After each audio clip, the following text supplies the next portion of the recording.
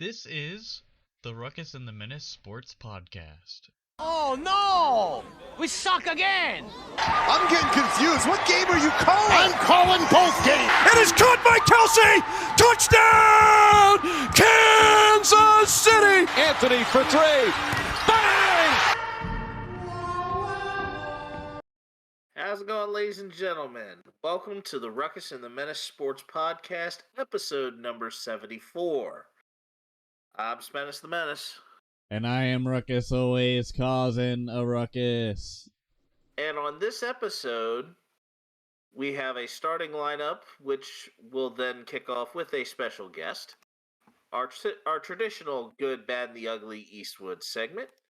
We get to recap a bit of Week 8 in the high heat.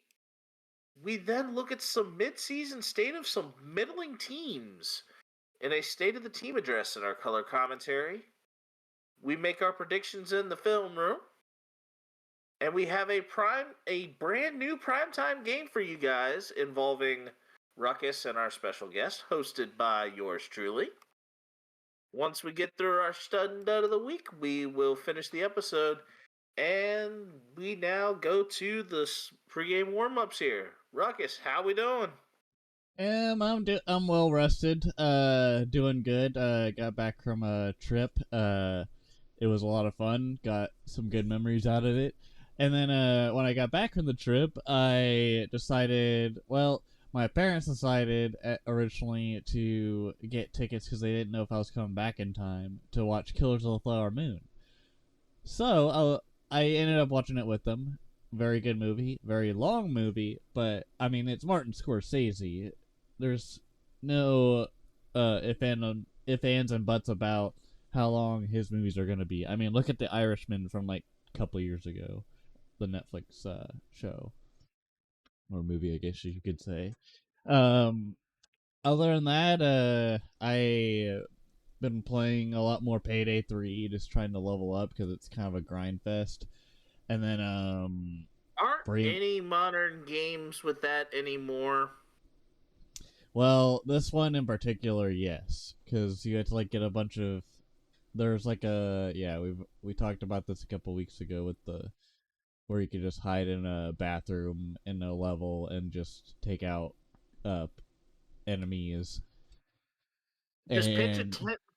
You're pitching a tent inside of an area with a toilet. Tread carefully there, my friend. I was saying pitching a tent in terms of camping. I know. Could have just said camping on a toilet. Yeah, but what do you do when you're camping? You're pitching a tent. Or the RV stuff. I'm sorry, that is called glamping. That is called glamping. You are not really camping. Oh, I thought I was just pooping on the toilet. My bad. I knew that was gonna go wrong. I was definitely anticipating that going left in a hurry. I'm just sitting on the toilet. But as for me, the reason why I took off last weekend was we were celebrating my better half's birthday. My wife.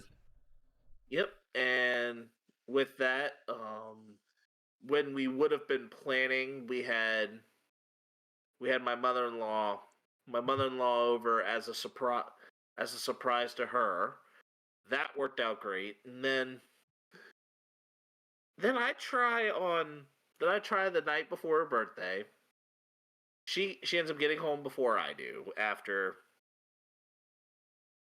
some other things that we were having going on.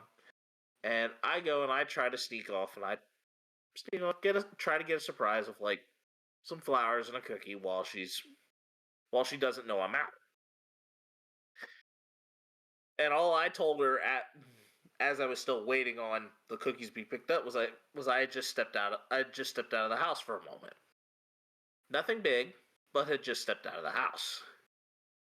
So she proceeds to, as I'm coming up the stairs, she proceeds to try and scare me while I'm there with a bouquet of flowers and trying to surprise her with something for her birthday.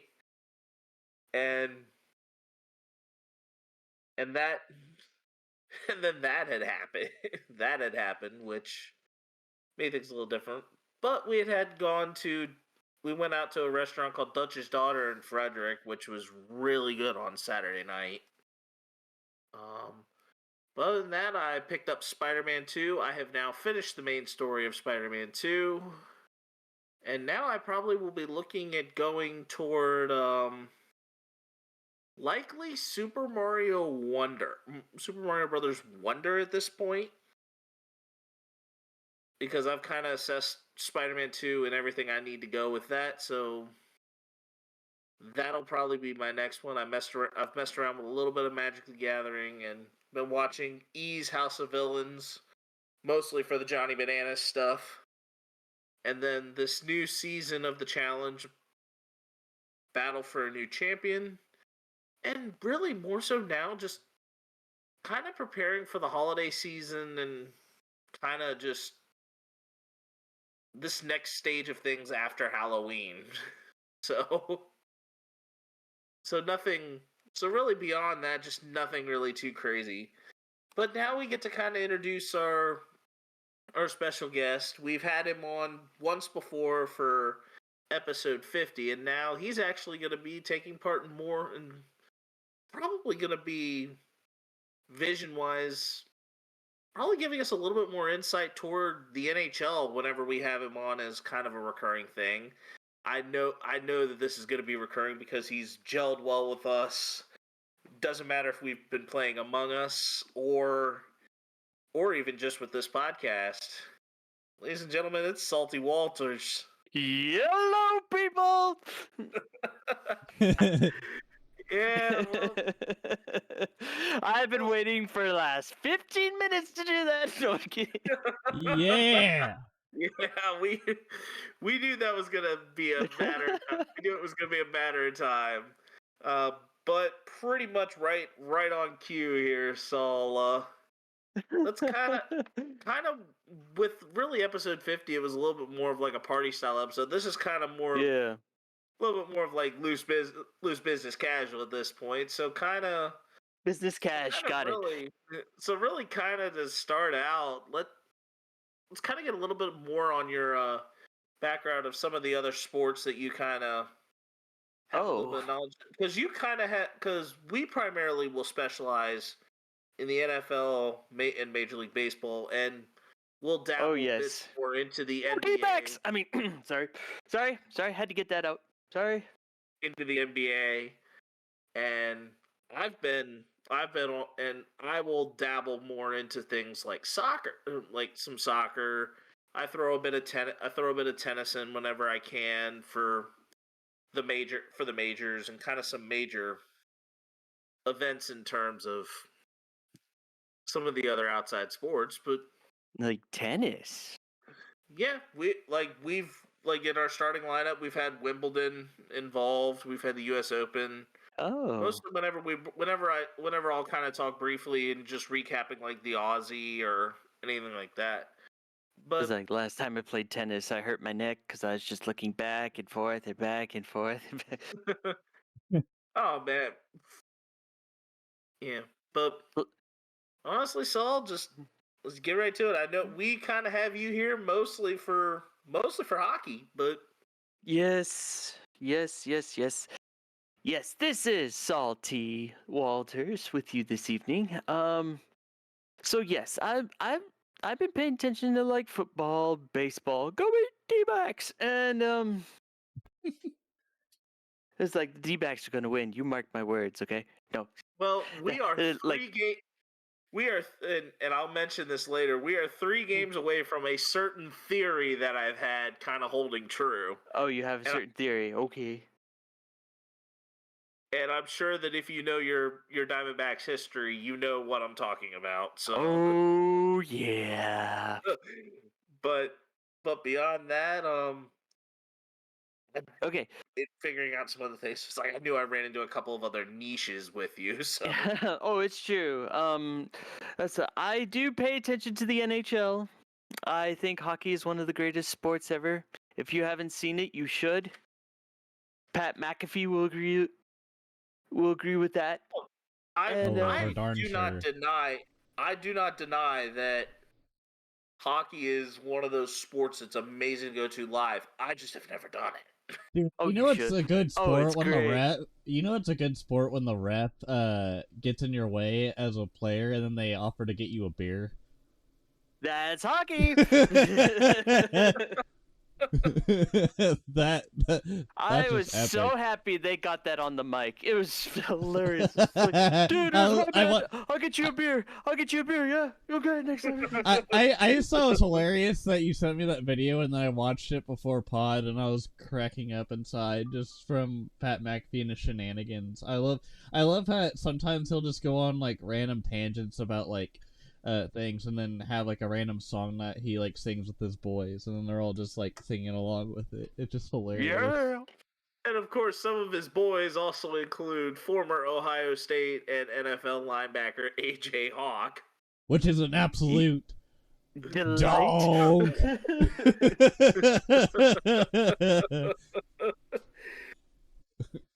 Yep. But as you were saying, Saul. As I was saying. Digression. Yeah, so the hockey will come later. Yes, don't you worry. I will take care of you boys. You will be completely safe with me, for what it's worth. Anyway, now I do pay attention to a lot of other things, like of course World Soccer. That's been a big thing. Definitely the Premier League, MLS. I've been paying attention to the J League, which is the Japanese league. I believe. Yeah, I gotta keep up on my language somehow. And and of course like motor racing. Now of course it's NASCAR, F1, Indy series, but like Le Mans, that's a big deal in racing. Rally,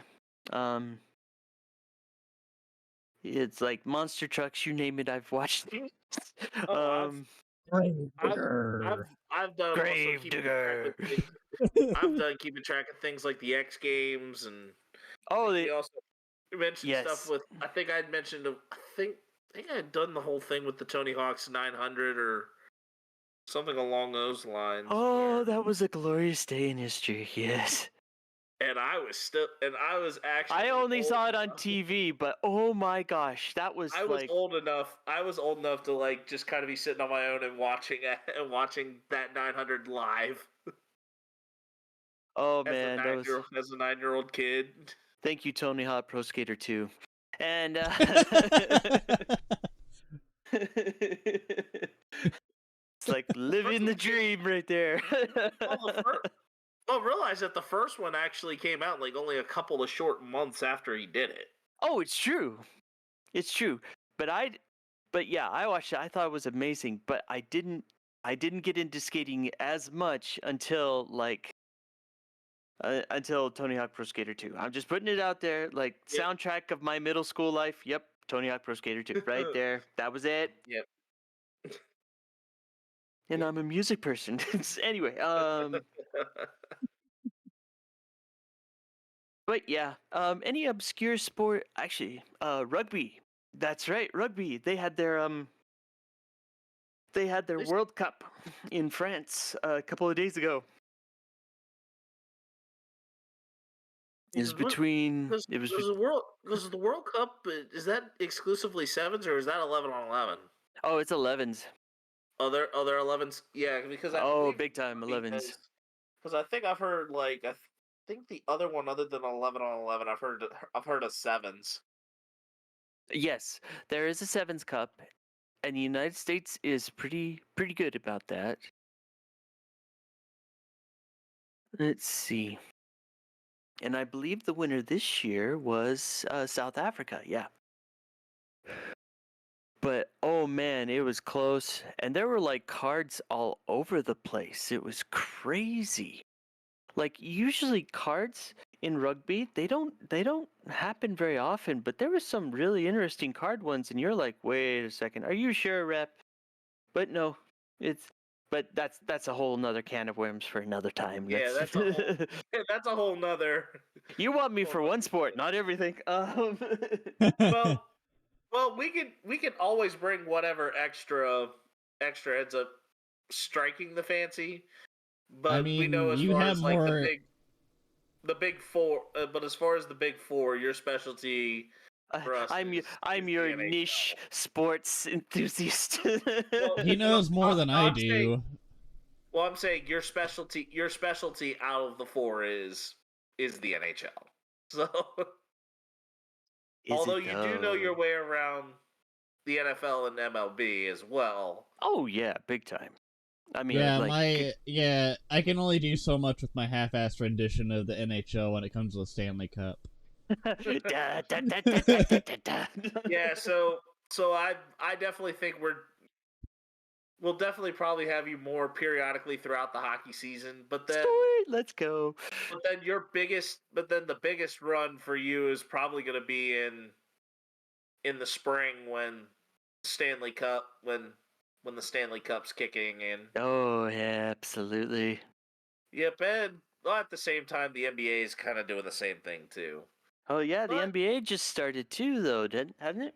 Yep, and we will get right into it with the starting lineup, and we'll go ahead and start with the NBA. The NBA is back, and they're still in the early going, but I see a few teams kind of based on records right away. The defending champion Denver Nuggets have picked up where they left off.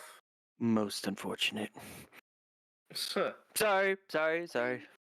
I'll try to be less biased. Sorry.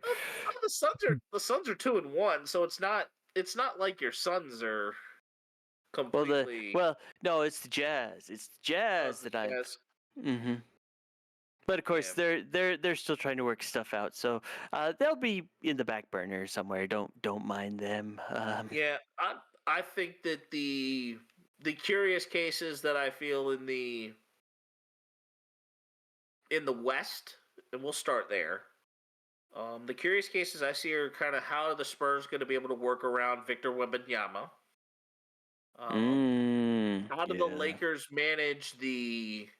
How do the Lakers try and manage the LeBron load and still try and win games? Ouch. Chris Paul is a Golden State Warrior.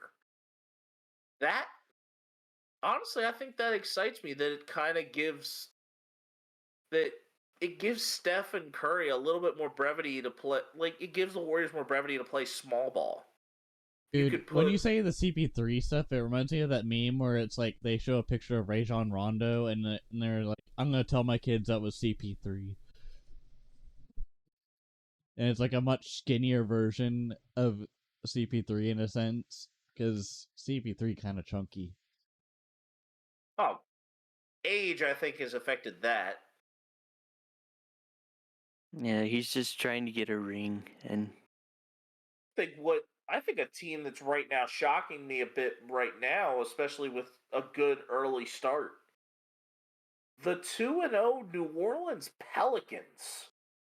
Yes, that's a little different than what we're accustomed to. Brandon Ingram is definitely shown that he is a great player there, and with CJ McCollum still being there. But it's a very interesting and not very. It almost feels like a very top-heavy lineup for the Pelicans. Oh. And then seeing teams, I think that Damian Lillard is still figuring out how to gel with the Bucks. Well, he is getting the big bucks. I mean, he's getting a lot of money, but at the same time, it's still trying to make sure that he gels with Giannis and Middleton. Middleton. The Pistons are currently 2-1. And Orlando is still undefeated right now after 2 games. But I think that Orlando being smart in drafting Paolo Banchero, Anthony Black, it looks like Anthony Black's been a solid draft pick for them so far. And they just look like they are a really, really young team. Their oldest player is granted it's Joe Ingles at 36. But Ingles is Good not old Ingles. necessarily like he's not a star. I don't think he's truly a starter anymore. He's just a role player. I think the Magic are off to an interesting start, and WVU alum Joe Mazzulla putting Boston to a great start. But granted, he already has a great team in having Jaylen Brown, Jason Tatum, Kristaps Porzingis, Al Horford. Do you think Porzingis was their finishing piece?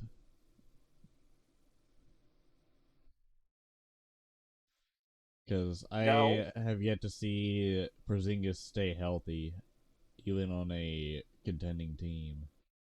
I think their piece that's probably going to make them much more effective is, ironically enough, 33-year-old Drew Holiday. I think it's Drew Holiday. I think he proves to be a little bit of more of a savvier defender that doesn't flop like Marcus. That doesn't flop around like a fish, like not SpongeBob Paper, but like Marcus Smart. Yeah, and he got traded to the Grizzlies, right? Yes, he is a Grizzly, and the Grizzlies now are 0-3. Granted that I don't think they've played a single game with Ja Morant, but they look like a team that's got too many pieces missing at the moment. Yeah. Yeah, Ja Morant's currently on a 25-game suspension, and they haven't won a single game in that current 25-game stretch, or at least 3-game stretch of his time suspended. Granted that the Grizzlies will probably play some teams worse than what they've had soon. They've dealt with playing the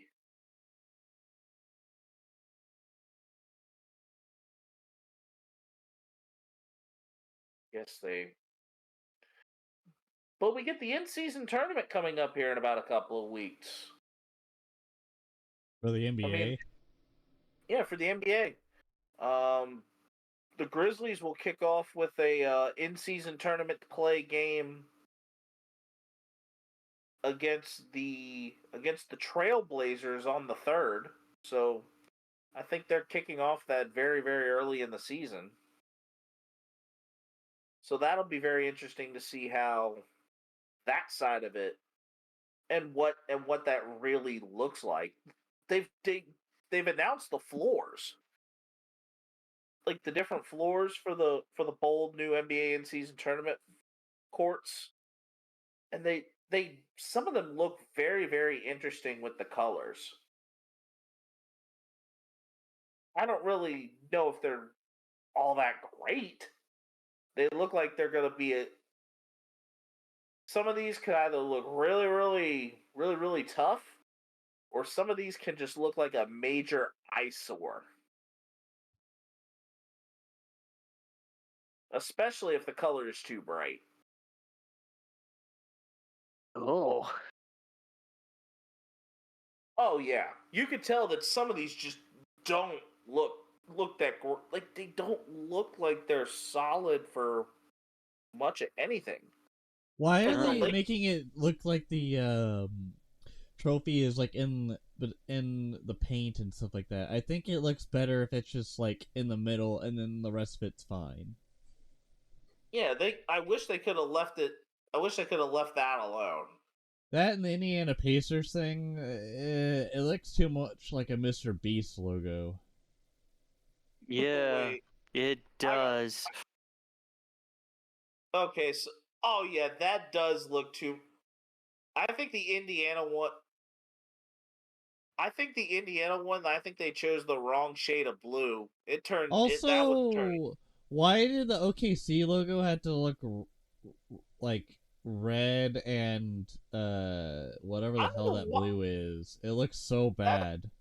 That is a navy blue mixed with an orange that clearly just doesn't work. It looks so fugly. Like they Oh could my have gosh. instead of the red, they should have gone with the white because then Or it would the have. orange. At least the orange, for goodness sakes. Well, Honestly, I think the white would have looked better because then it would have yes, I think blended the in white. with the Paycom Center thing. I think the white would have looked great with that. The Rip City one looks amazing. Well, the Rip City one's cool. Keep going down. Let's keep looking. The Rip City one's amazing. The Bucks one's pretty good. Ooh, Boston looks good.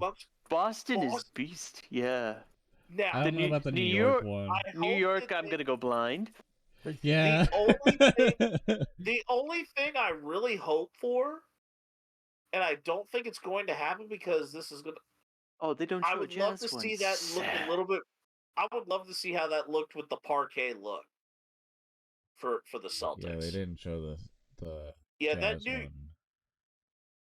What is this unnecessary drop shadow with the Knicks?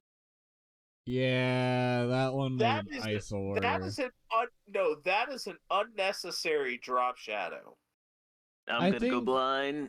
I think with that one they should have just gone with the white instead of the orange because the rest of the damn thing is mostly orange anyways. And then like the back, like the half court to like the paints are literally just like blue. And to me, the Kings one looks so good. Yeah, so besides that though, I think the trophy thing in the paint looks like a something that you would have in badminton. I forgot what they call the freaking little the thing that you hit or in badminton where like you hit it in the air. For some reason the word is like escaping my mind. The thing that you hit in the air with the paddles and stuff on the badminton. The birdie? The birdie, yeah. Or no. Or a shuttlecock. Yeah, shuttlecock. That's what I was thinking. Yeah, they also call it a birdie. Oh, my bad. The shuttle. Is it me or does every one of these trophy things look like a shuttlecock just in different colors? Yes. I'm just like, why the hell did they think that was a good idea? No, it's a shuttlecock with the ball split. It just looks dumb. I'm sorry, it just looks dumb. But I will say this, the color combinations that I love. The Bulls one is interesting because they took the color out of it and made it onto the floor.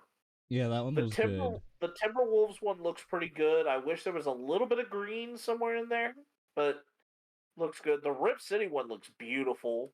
Uh-huh. The Bucks one is nice and understated. Boston's looks like a Guinness logo. Sacramento. Dude, the Boston one looks like if you put Guinness in the back of it, you'd be like, yeah, that checks out. It does. It looks like the Guinness colors. Like does it? It does though. It's true. So if you were to pick a top 3 out of those floors, which are the 3 teams that you would be saying? Now remind me again what these floors are called. I think these are just their in-season tournament floors. Yeah, the in-season tournament court. Number 3 is Chicago. Number 2 is Rip City, and number 1 is Boston for me. I have number 3. I have number 3 as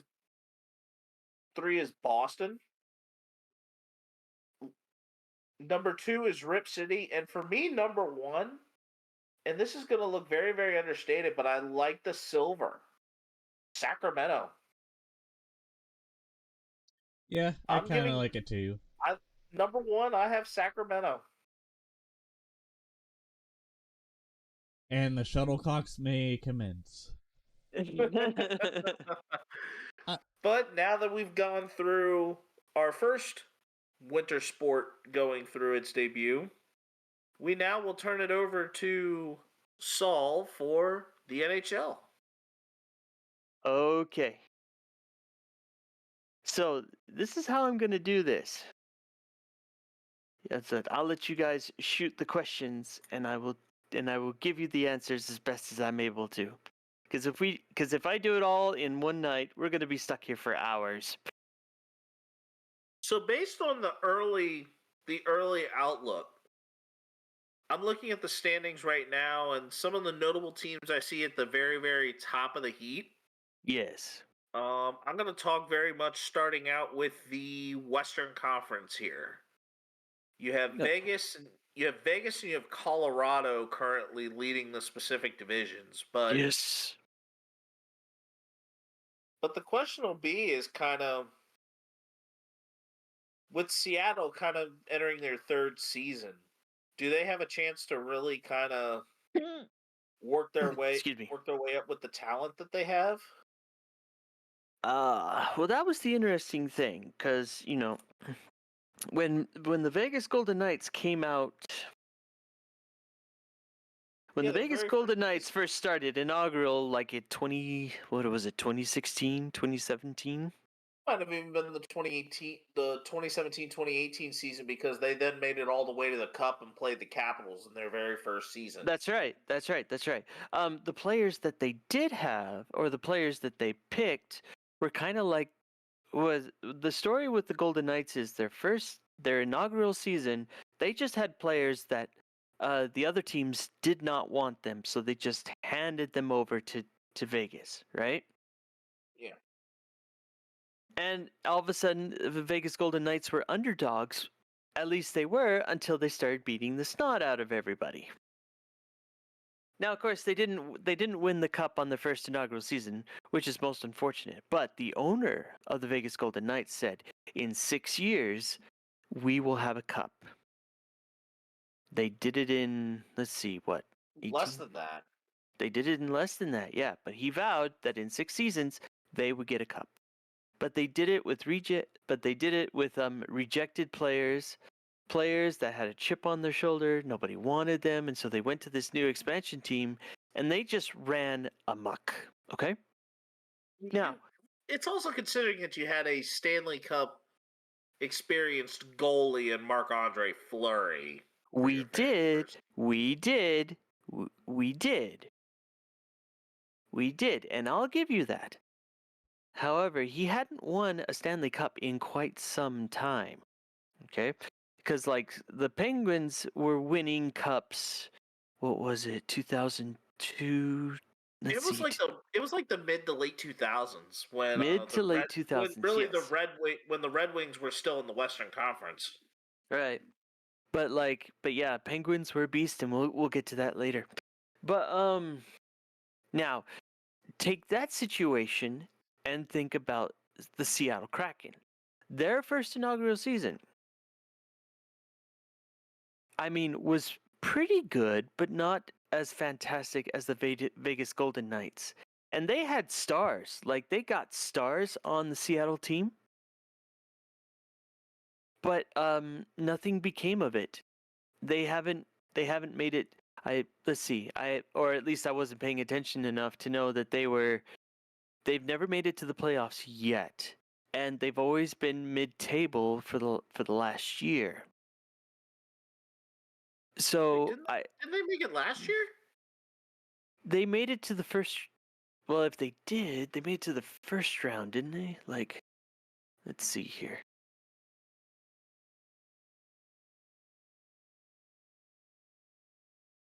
Let's see. Let's go back last year. They barely made it. That's right. You are correct, sir. I wasn't paying attention to them, obviously, but no, I was worried about the clincher, the Vegas Golden Knights. Yeah. And it's like, when they went up against the Avalanche, I was like, oh, this is gonna hurt. But no, it worked out in the end. But anyway, I think the Kraken, well, based on this revelation that I totally missed,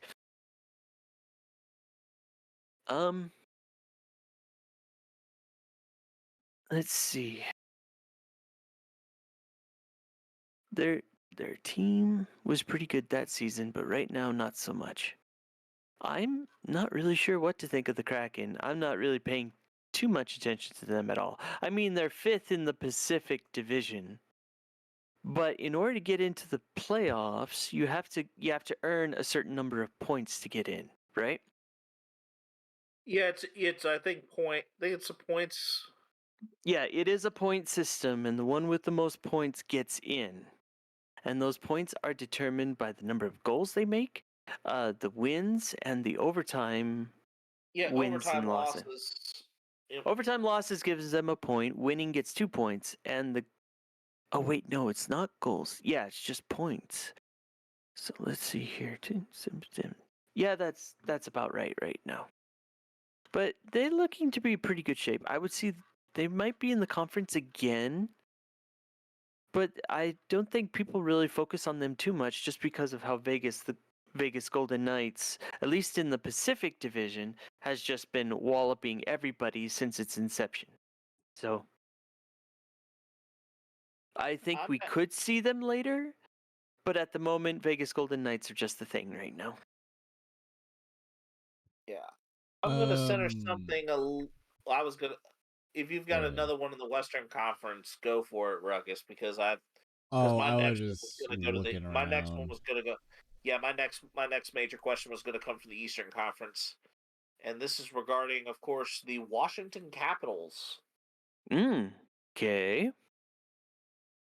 Do we feel, although Ovechkin currently after 8 games has only had 2 goals.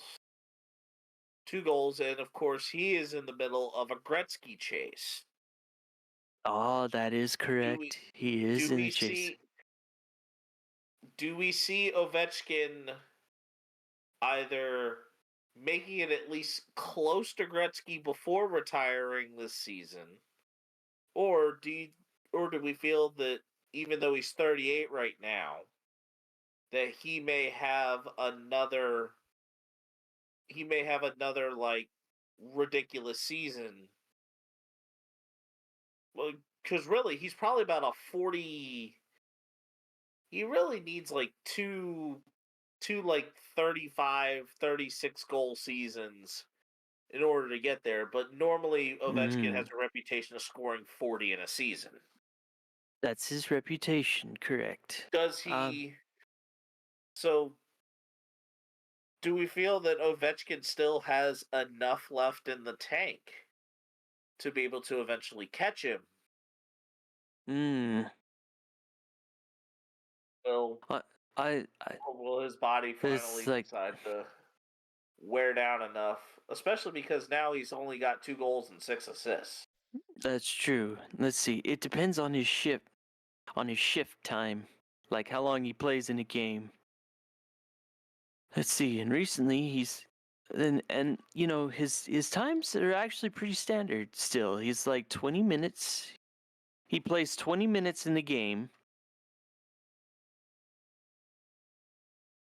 With shifts, and I think he could still pull it off, even though he's just a few games. Let's see, how many games? 8? Yeah, 8 games. Yeah. Yeah, it's still early in the season, and I wouldn't cancel him out just yet. I worry that he's going to be the next Jaeger. That's what I worry about. Because if you knew Jaeger, like he was still playing in his 40s. I think he was like 44 before the NHL like kicked him out for not a very good reason, I might add. Yager was also a Capital too. So Yager was a cap. Yager was everywhere. Like played for the Penguins, Capitals, Rangers, Flyers, Stars, Bruins, Devils, Panthers, and Flames. Oh, big time. Yes. Yeah. But right now, Ovechkin does have the most goals scored for one team. He does have the most goals scored in one team, so he's already gotten that. But to pass, let's see, he's trying to pass Gretzky, right? Chase for Gretzky is He is 72 away. 72 away. It's still early in the season. He's still fit. He's still moving around like he did. Okay, maybe he's not moving as much, but he knows how to do long shots. He knows how to do slap shots. He can just hit them anywhere. So we're gonna have to wait and see. But slow start for the Capitals. I'm not gonna lie, but like 4-3-1. That's 4-3-1. That's not. Well, yeah, but with goals, with goal differences, they're still they're just not scoring as much. they're not scoring as much, and so it's gonna take some. We're gonna have to wait till the season moves on, if either like Washington Capitals can do a lot more scoring, or if other teams have finally figured out how to deal with the Capitals. So like it's still early. I would wait for maybe like after. Let's see, maybe like not after 10 games, but maybe like after 15, 20 games. I'd look maybe like it. I would say probably you start looking maybe a little bit more toward like January. Looking more towards January, a couple of months away. That's fair. Like January to kind of see what the rhythm is really going to look like. It's still early yet.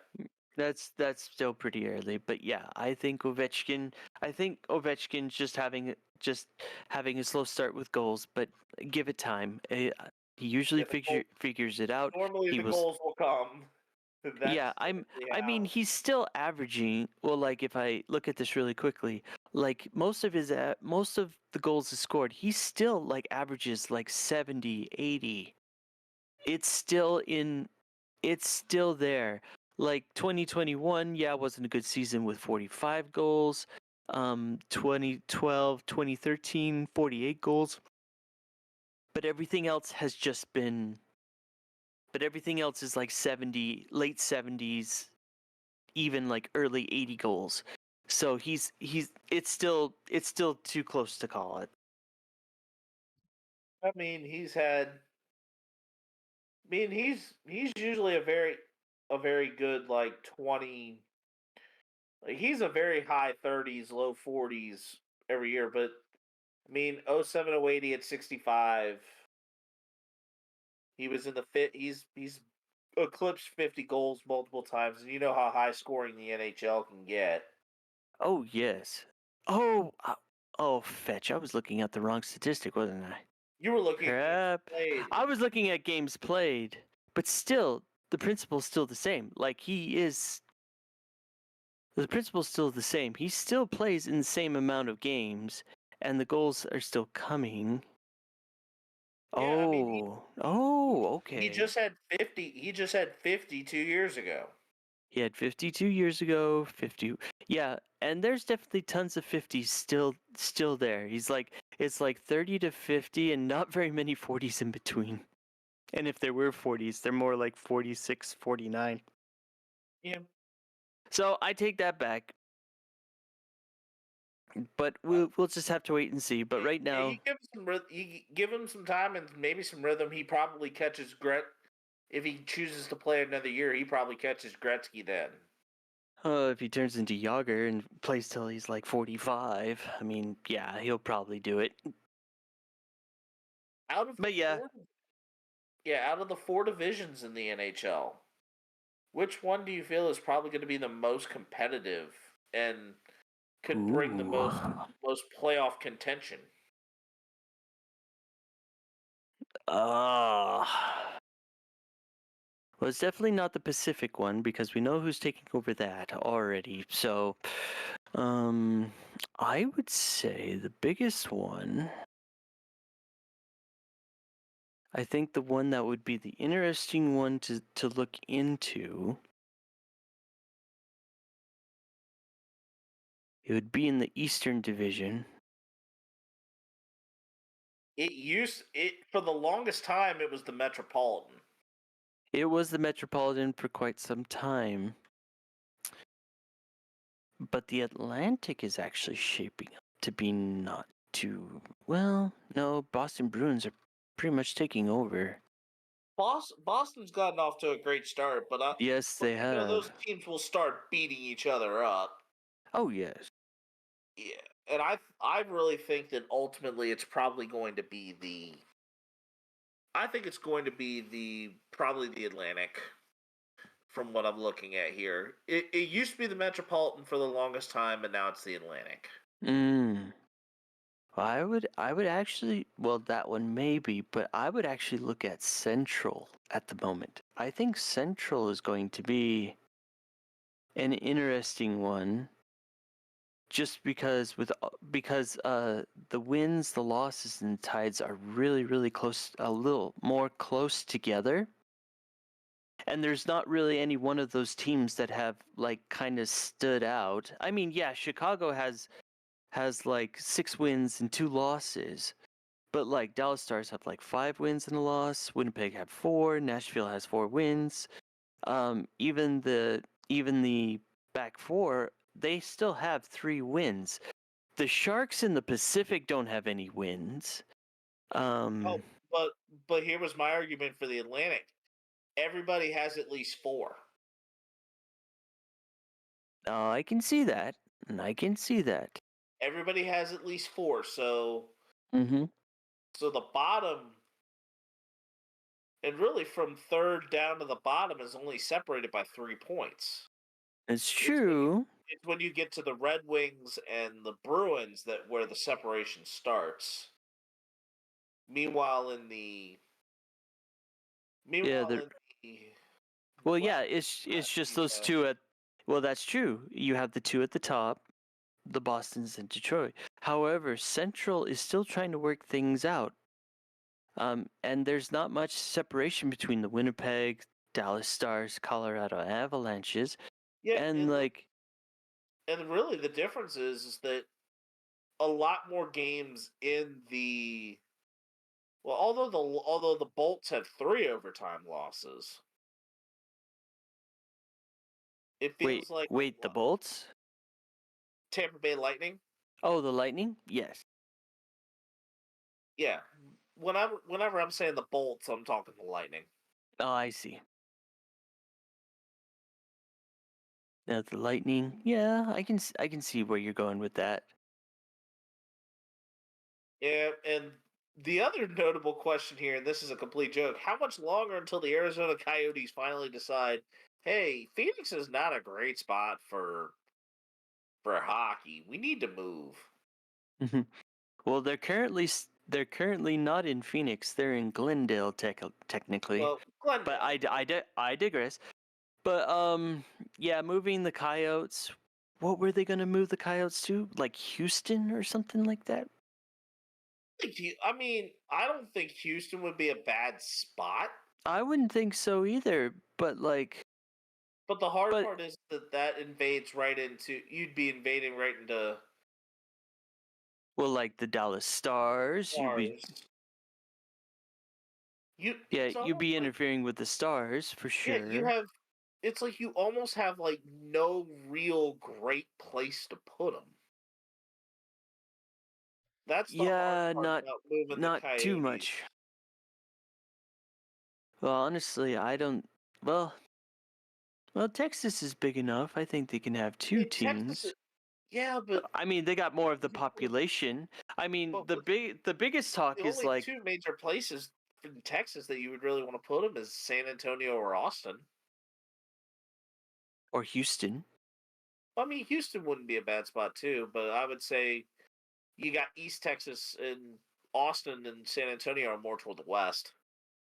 That's true, but Austin's on the east side a little bit, and then San Antonio's is a lot further south. But like, talks about. But here's the other thing they might consider, like Atlanta. Now, I know Atlanta's looking for a team, but if Arizona wants to leave, Atlanta might take advantage of that. Yeah, and then would that open the door to send like a Detroit back to the Western Conference?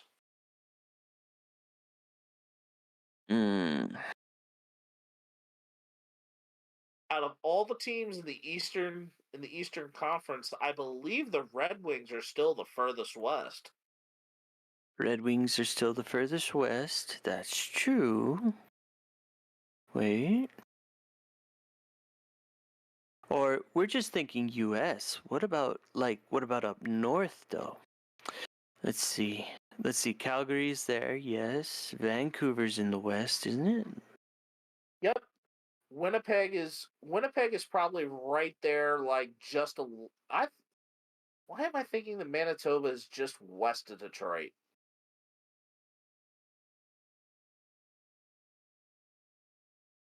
Because it is west of Detroit. Yeah, because you would move. Yeah, because I think really moving Arizona to Atlanta would then send Detroit back to the Western Conference. Mm-hmm. But here's another thing there's another city we might want to consider later. Salt Lake City. Yeah, Salt Lake City would keep them in the West. Salt Lake City would keep them in the West. That would keep. I would say. I even think Oklahoma City would keep them in the West. I don't see Oklahoma City as a hockey town, though. Yeah, not really. Too far south. Yeah. But, like, Kansas City? I knew I was going to get him with that one. the close one, and you haven't even heard me for like the past 20 minutes, so... Oh, I know, because you I'm just kind of like, okay, I'll just let them talk. But, yeah, like, the St. Louis Blues is probably like the closest Missouri, or Kansas City, Missouri, as you're going to get with St. Louis. Oh, that's probably true. Probably I would wouldn't rather want to have fear a with basketball team rather than a hockey team, though. Let's be honest. Okay. Do we want to talk about the scores and stuff for the NHL that have been going on? I would say probably right now. We've kind of gone on for a good bit, so I think we probably should just move right on to the next piece and go right into the World Series, where we're down to 2 teams. The Diamondbacks and Rangers advanced to the World Series in 7 games in their championship series. The Rangers won 6-5 to take the 1-0 lead. The Diamondbacks equalized the series at 1, winning 9-1 in Arlington to have the series shift back to Arizona. And it is currently 3-1 Texas in the top of the 9th. So in order for Arizona to come back, they're going to have to... I think it's Leclerc. I don't know if I haven't heard of any of who they're warming up, but I wouldn't be surprised if it's Leclerc. Yeah, I wouldn't They be just had a surprised either. Raldis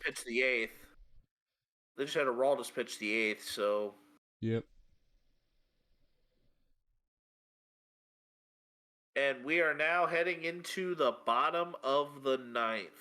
All right, so Arizona's on. Arizona's going to do its thing. With Moreno, Walker, and Pham due up. Yep, it's a clerk. And Leclerc coming to the mound. All right. So that's game 3, and now we shift over to the Eastwood segment. The good, the bad, and the ugly. Whoa, whoa, whoa. Okay, there we go. Yeah, All shut right. up.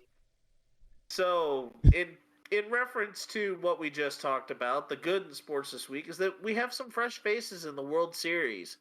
So we don't have like a Yankees, a Red Sox, as much as I would like to see the Red Sox there, a Dodgers, the Dodgers, or anybody that's been in the World Series within the last like 5 to 7 years. Cheaters. The Astros. Cheaters. Sorry. Cheaters. What?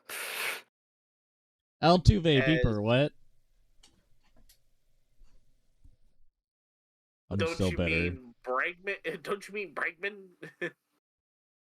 Well, Bregman can't stop air humping the dugout beam. That's for sure. Or he's It's just like, like, and even if he did, it'd probably sound like this.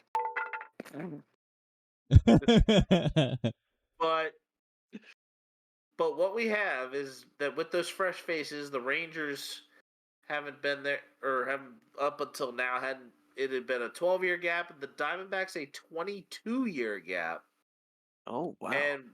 And the pigeon theory is still holding strong for now. The pigeon theory. Yes.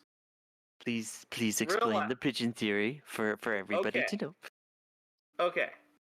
So I'm sure that Saul would remember this. Spring training 2001. Randy Johnson throws a 100-mile-an-hour fastball that kills a pigeon. It's the most beautiful thing we've ever saw. Feathers flying and everything. About 7 months later, Luis Gonzalez hits the threader down into the shallow outfield for the game-winning run.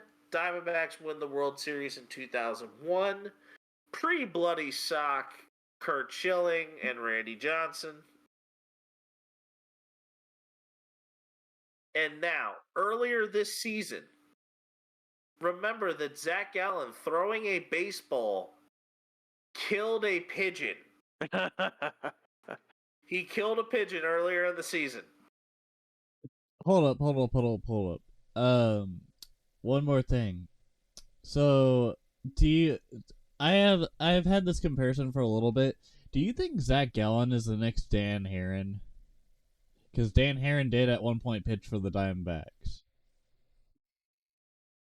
Yeah, but Dan Herron also was a major league journeyman who eventually won his World Series elsewhere. With the Giants?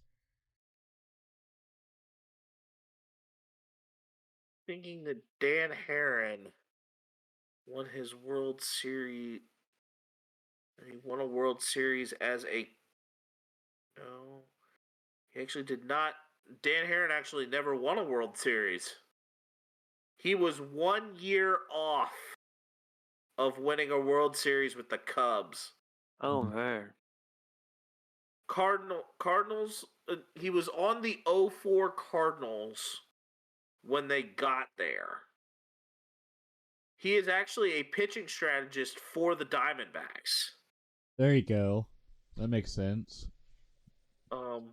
Pitched in his best years, I believe, were in Oakland.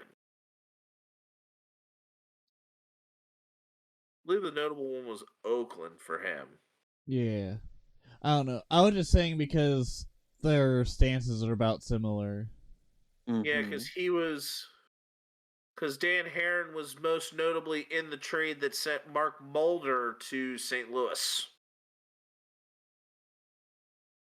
Because the A's, for the longest time, had a triple threat of pitchers, just like the Braves did. Except theirs was two lefties and a righty. In Barry Zito, Tim Hudson, and Mark Mulder. I honestly think the best one in that one was probably Hudson. Mm-hmm.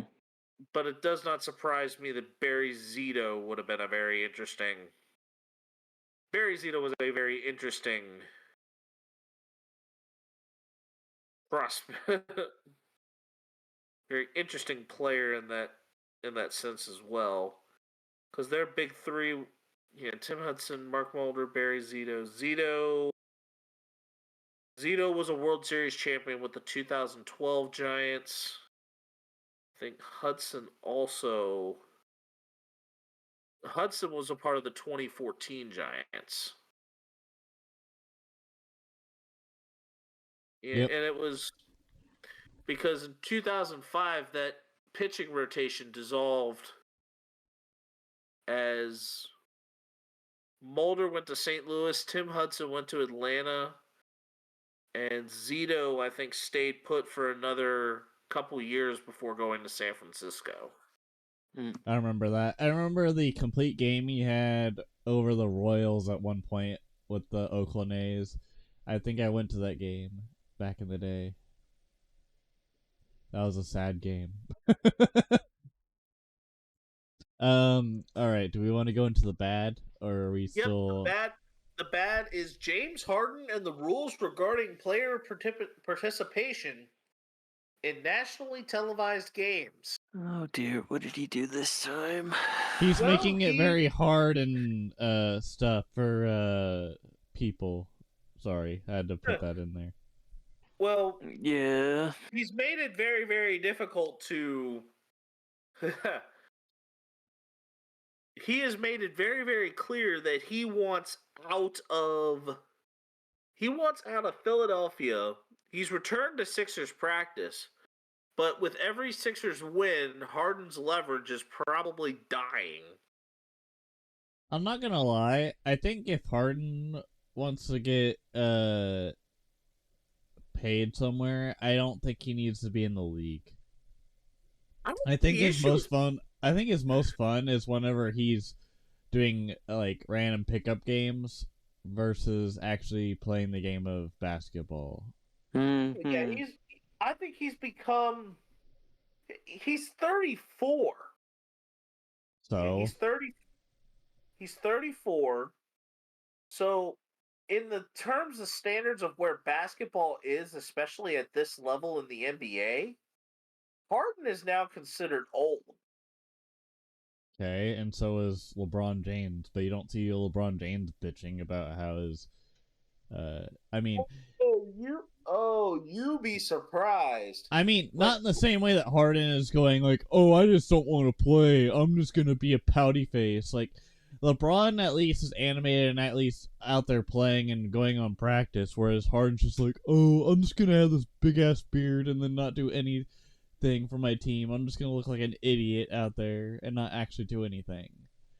The man literally at one point forgot how to dribble a basketball and just let it go out of bounds. He stagnated over in Brooklyn. He stagnated his career over in Brooklyn.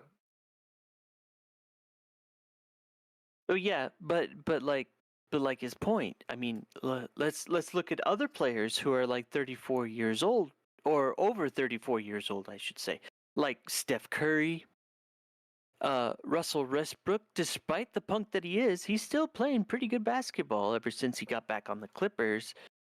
I mean, you have Beverly for the Lakers. You have Lopez still going to town with the Bucks. It's like Jimmy Butler's on there. Is Lance Stevenson still in the league? No. Because last I heard, he was like in some like European league or some Asian like overseas league. Also, by the way, breaking news: the Texas Rangers take a 2-1 lead in the World Series, taking down the the Arizona Diamondbacks. 3-1 Chase Field, 2-1. Oh man, 3-1. Yep. Hey, I mean, the only thing I have to say at this point is plenty of series left. Yep. Plenty of series left. Yeah. Anyways, back to the I wouldn't be news. surprised if that game is, or if that series is going 6 or 7 at this point. I think it's going 7. Mm-hmm. Yeah, it very well could. As that one I think very well goes to this. And the NBA has introduced a new policy as far as nationally televised games where players in nationally televised games kind of gotta play. And Harden has. Oh wait, Curry's only 30. What the? You said who? Nothing. Go on. Yeah, but the issue with that is that the NBA has applied this policy. James Harden's trying to buck it in trying to use leverage to make a trade, but he's called Daryl Morey a liar, and I think he's stuck because Daryl Morey doesn't want to let him go. And gee, I wonder whose fault that is. Cough, cough. James Harden, it's your own. Cough, cough. Like, if you're just gonna complain and like just gonna sit there and not do a thing about it, then Tire. what team's actually going to Shave take you? the beard. Shave the beard and get a Karen haircut. Oh, Tire. I was gonna say just retire. Yeah, that's why I was saying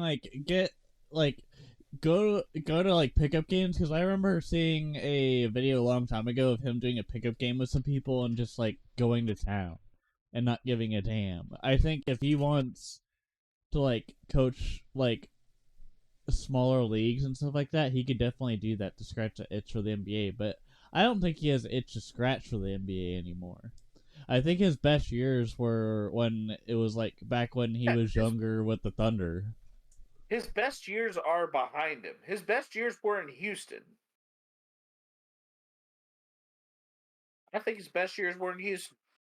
yeah, they were. They were in Granted, they Houston. were with Daryl Morey, but they were with Daryl Morey as the GM. But a lot of blown opportunities for James Harden, and he's shown it year after year after year that his style of basketball does not win NBA championships like he wants to win. Mm. It just doesn't. His ISO ball style does not work in the playoffs, where ball movement and finding good shooters who are open, all the stars kind of will find their way to do their thing, is what it's kind of been. And James Harden, I'm sorry, you just don't have it anymore. And if you don't want to suck it up and play where you're at, retire. Simple as that. And now we move to the downright ugly, and this was probably the most interesting way that I had to write this down.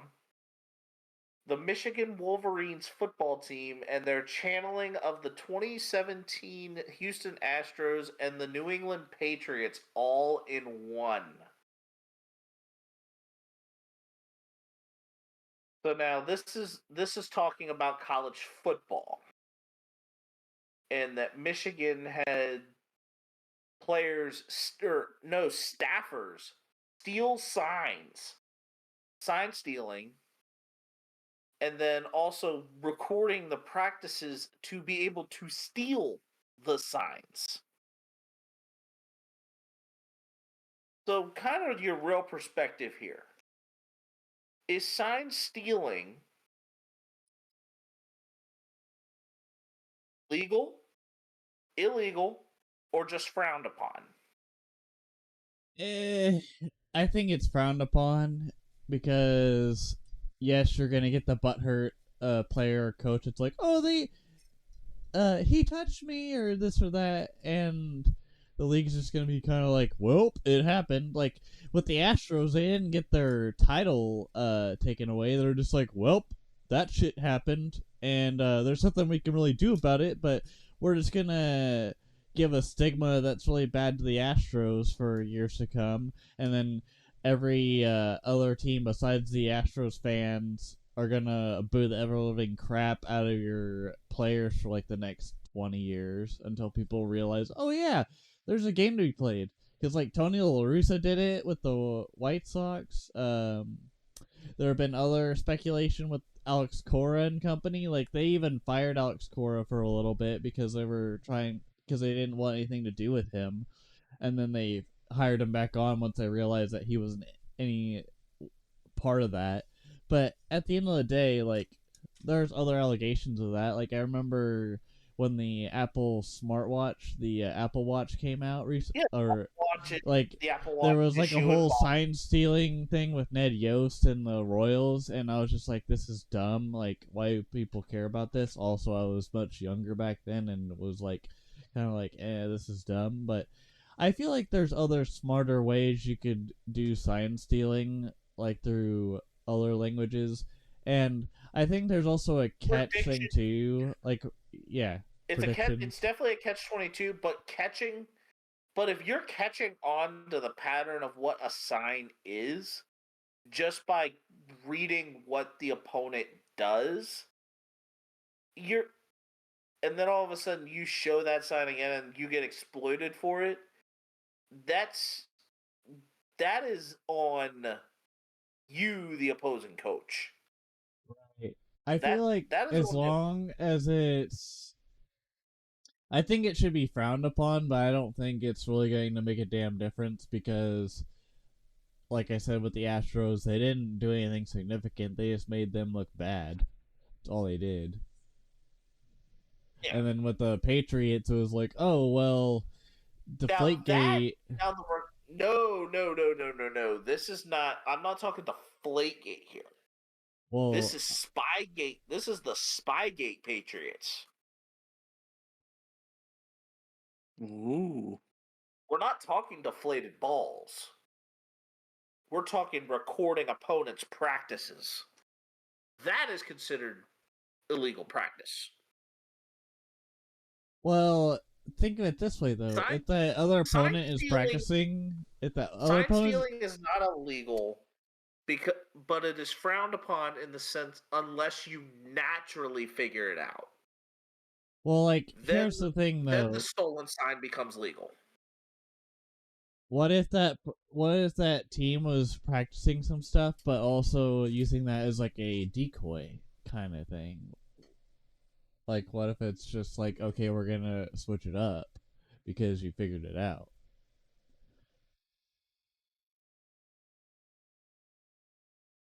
Kind of like when the teacher's like, oh, you guys will definitely ace this test, and then they give you something completely different.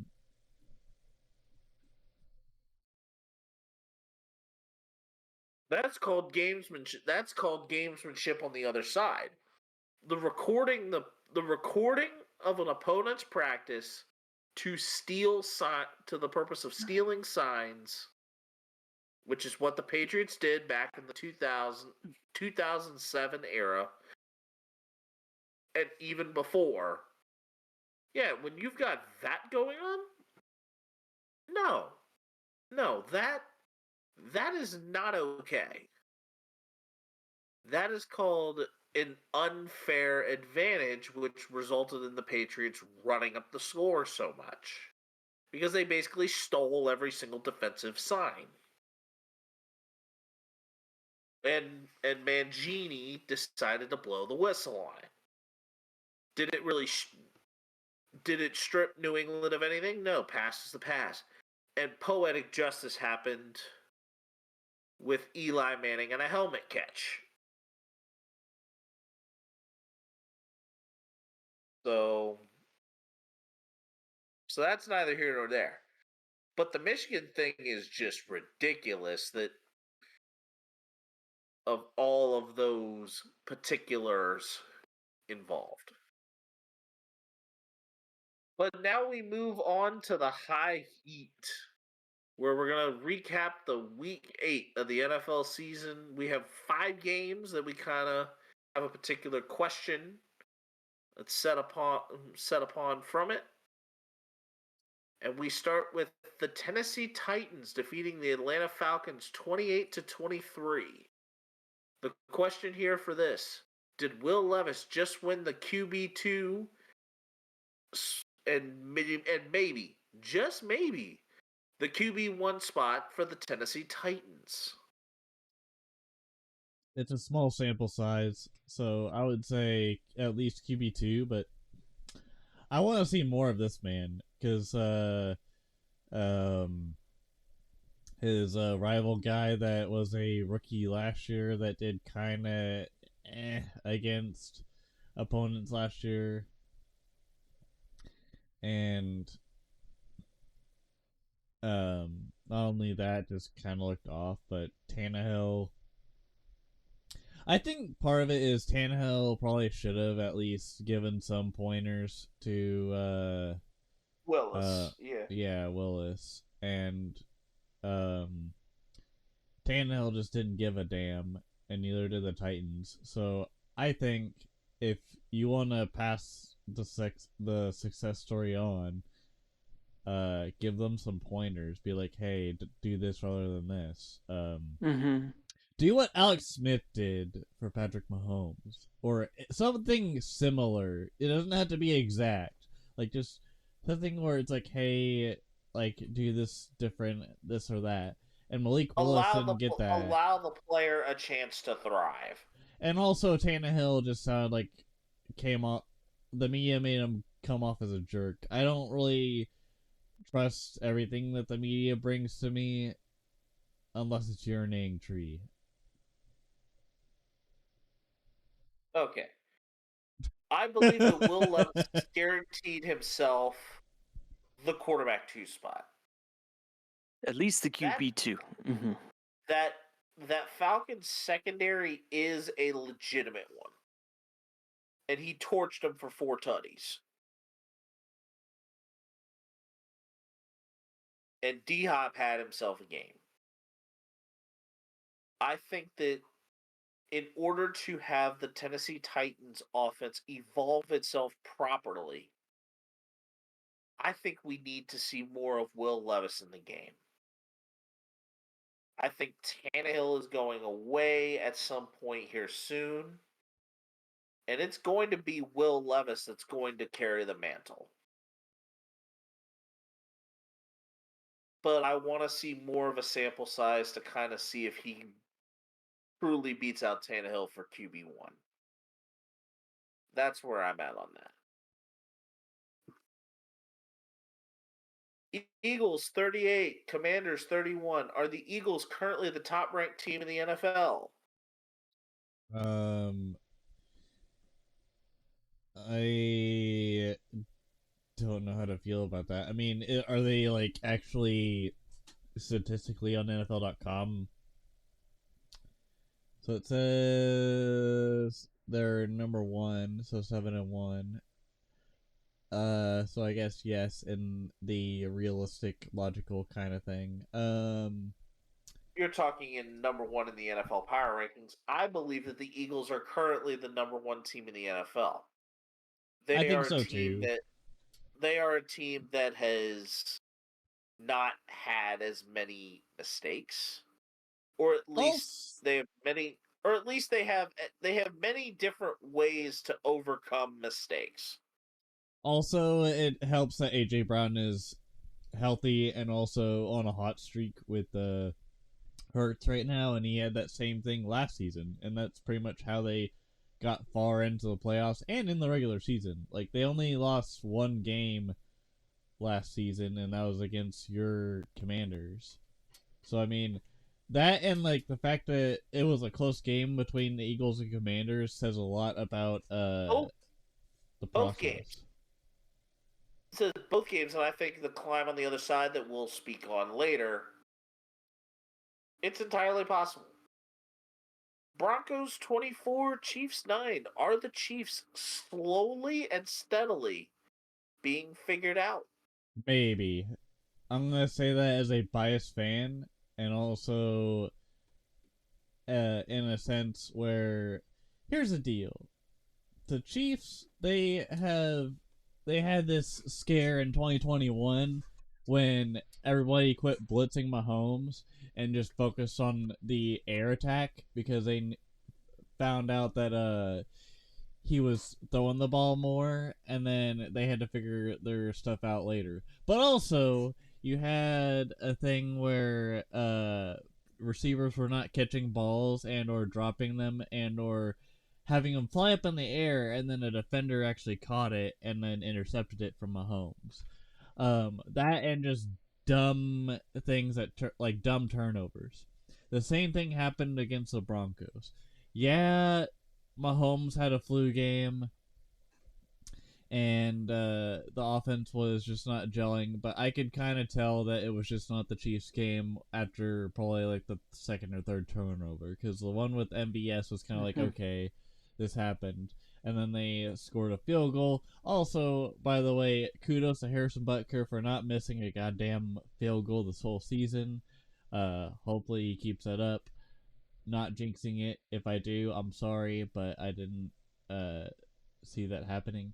Um, but yeah, bottom line is we had a humbling loss, and I don't think that we're being figured out just yet. I think it's just more of the fact that we're trying to do a little too much, but at the same time we're trying to experiment with the guys that we have right now.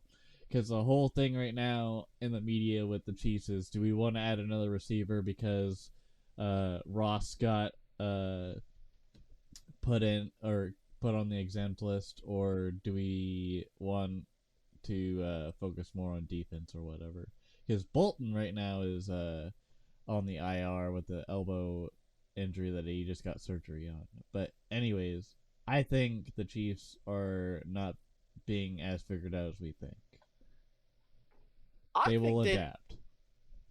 I think that although the Chiefs will adjust, I think that there's dents in the armor. I mean, Mahomes not being as healthy is one thing. But Dude played Mahomes is also with one leg in the Super Bowl and won. yeah, all because the Eagles couldn't get sacks. That's a little bit different. There's differences, and there are honestly levels to this. Just let me cook. Where I'm going with this is that I believe that the Chiefs, although health has been one thing for them as far as this, receivers are just not hanging on to the ball. They're a young wide receiver room. They are an inexperienced wide receiver room. Your most experienced catching target of any kind is a 34-year-old tight end. So you're kind of, I think that once all of the popular weapons that Mahomes likes to go and retire, Mahomes is going to have a lot of timing to have to develop with the receivers he does have. And nothing against it, but I think that with the lack of receivers that Mahomes can reliably throw the ball to, it gives defenses a point to lock in and figure out what's going on. So I think, yes, at this point right now, there are things that defenses right now are exploiting the Chiefs with. And that there truly is more than one way to beat them. I also think that Barron kid, the rookie, or the last year's rookie from the Broncos that suffered an injury later last season that came back in that game, did a hell of a job. I also think their secondary did a good job just taking us down. I also think it's just boneheaded plays, because like there was a wildcat play that they gave to Tony, which, again, why the hell do you think that was a good idea? Because it definitely didn't work the first time he did it, or the second time he did it, and then the third time he did it, still didn't work. I think Tony is good with short passes and just juking the defenders out. Enough said. I think we should move on. Bengals 31, 49ers 17. I think this one hurts. This. Has the roar been restored in Cincy? I think, and that answer is yes.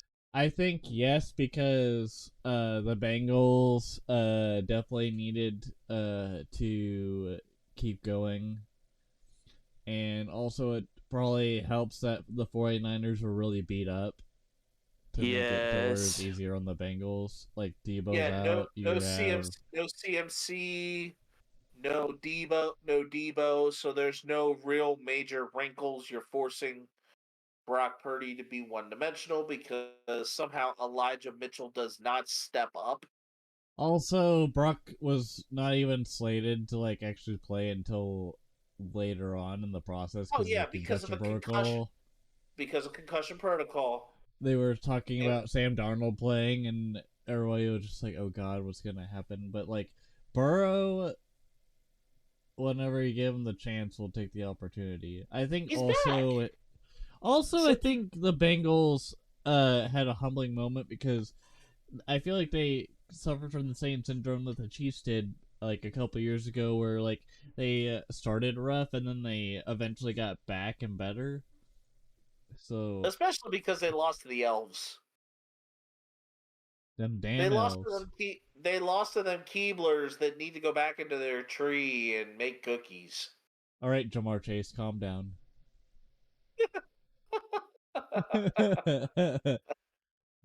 Pat who? Pat Mahomes. I love that meme where it's like he's like Pat who, and then it's Kadarius Toney going Pat Mahomes, and he's just like smiling with his Joker grin. All right, Jaguars Steelers. Jaguars 20, Steelers 10. The question here is: are the Jaguars officially the hottest team in football? Okay, when you face the Steelers with the Matt Canada offense, that is, and you're not like necessarily walloping them.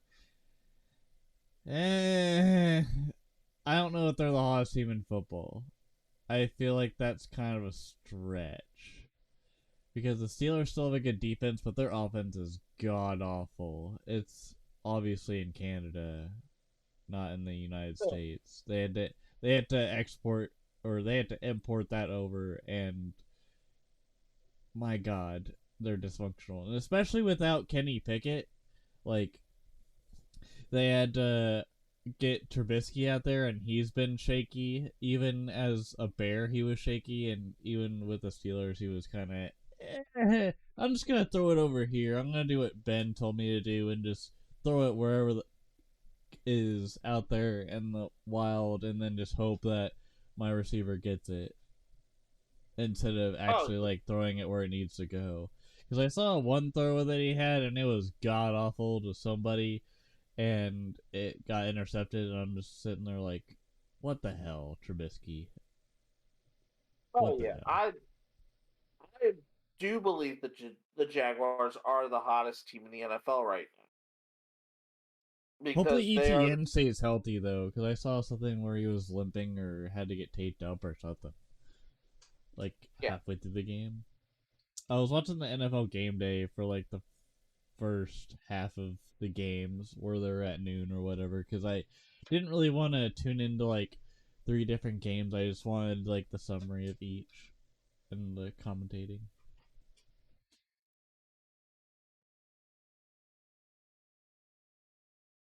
Now we move to the color commentary, where we now will talk about the state of some of the middling teams. If it wasn't for you middling kids. That's meddling, not middling. Sorry, there's a difference. That's what came to mind. Okay, what's new, Scooby Doo? Anyways, So, and the first one that we will mention here will be probably the one that just took a hard loss, the Minnesota Vikings. all hands on deck. I think I wouldn't be surprised if they either go for a free agent signing or just go for an in-house practice squad thing where they just find someone that no one knows about and just plays them for the rest of the year, because they had to think about future signings or future contract or cap space money with Justin Jefferson if they decide to keep him. Cousins, you still have him on the hook, even though he's on that even though he tore his ACL this past week. Also, if you decided to do a free agent, like I was thinking in my mind, which is insane, Colin Kaepernick. I don't think that would happen. It'd be a little much, especially because it's Minnesota. But also, like, there's other quarterbacks that are probably out there, like Wentz and whatnot, but I don't think Wentz really goes anywhere. yeah, Like, I mean, if he can't make it with the Commanders, he can't make it with the Vikings. Prove me wrong. I mean, Like,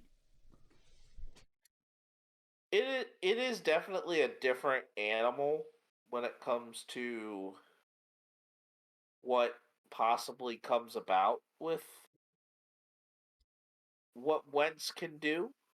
for sure. But also, like, any quarterback that's put into the spot of what the Vikings offense is, like, if because like you don't have Justin Jefferson right now. You have KJ Osborne and Brandon Powell and Jordan Addison. And I don't know if Jordan Addison is still healthy or not, but I think he still is. But I just feel like that whole like core isn't really known, and if you're trying to like gel with that, it's pretty hard to do that with a new guy. It's like training a new guy at work that doesn't know what the hell he's doing the first day. Like, you gotta, like, it takes time to do that. Like me. Yeah, but you kind of really didn't need all that much because you've been on here before. Well, yeah, but this. Well, now that I'm kind of like being the statement, it does take a little bit of time. Probably like a couple more. But anyway, that's different. Don't mind me. I'll just be in the corner. Put on a happy face. Yep. All right, and the next one for me, I'm going to say the Washington Commanders, and we are in an interesting place.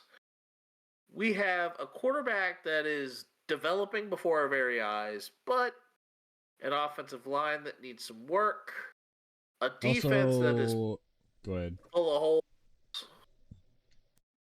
Like there's a lot missing, but honestly, I think it's going to be one of those situations where I feel that Rivera is probably his seat is getting much warmer. Dude, Bieniemy just needs to fix Sam Howell's bedhead and we'll be okay.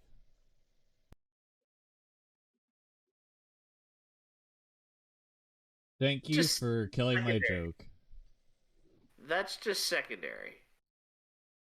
There are bigger fish to fry than the bedhead hair that belongs to Sam Howell.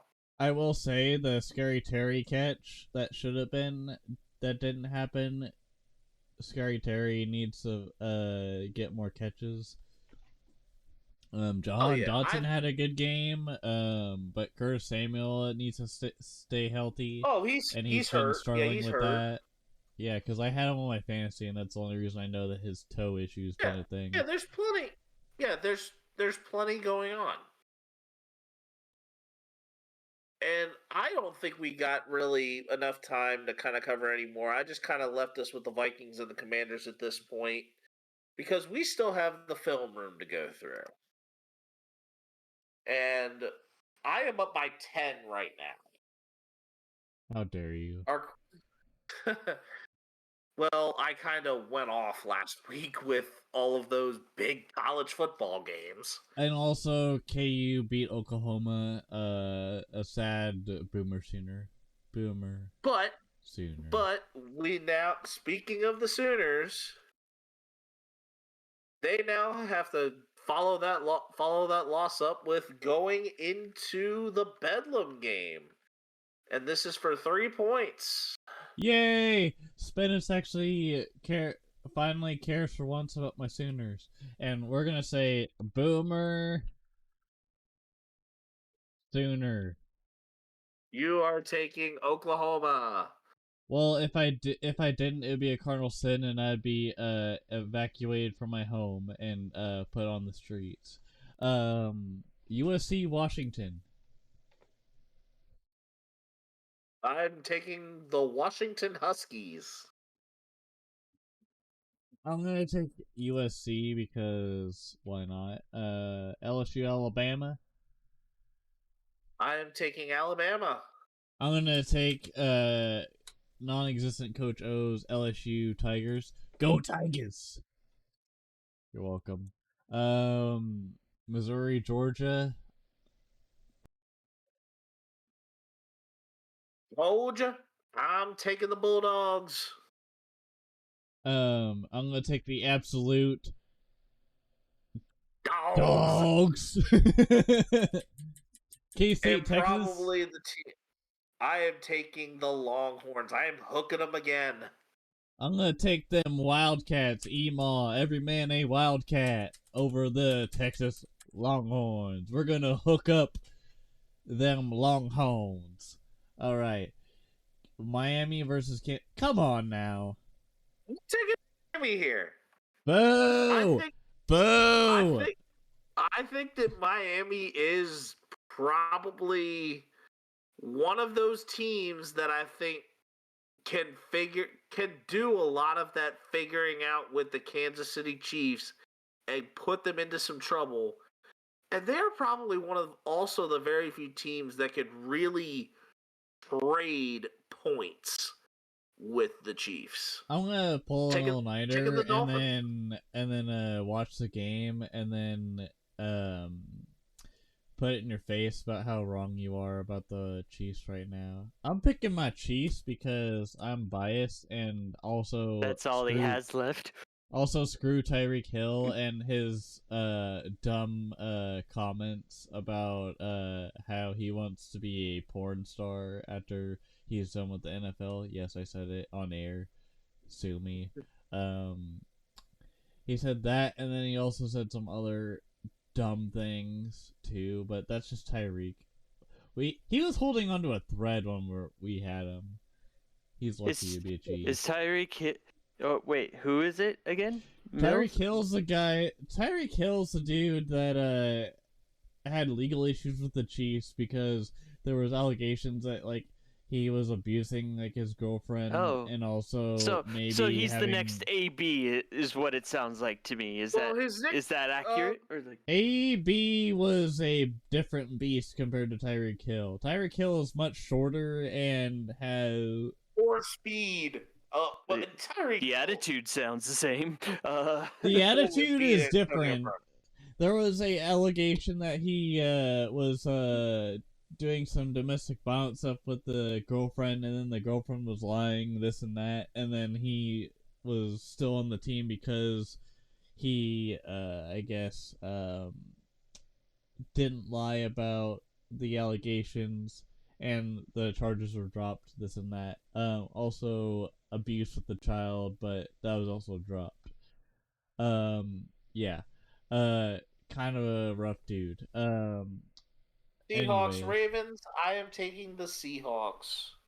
I am gonna take Ravens because I think for once Lamar Jackson is gonna pull his weight.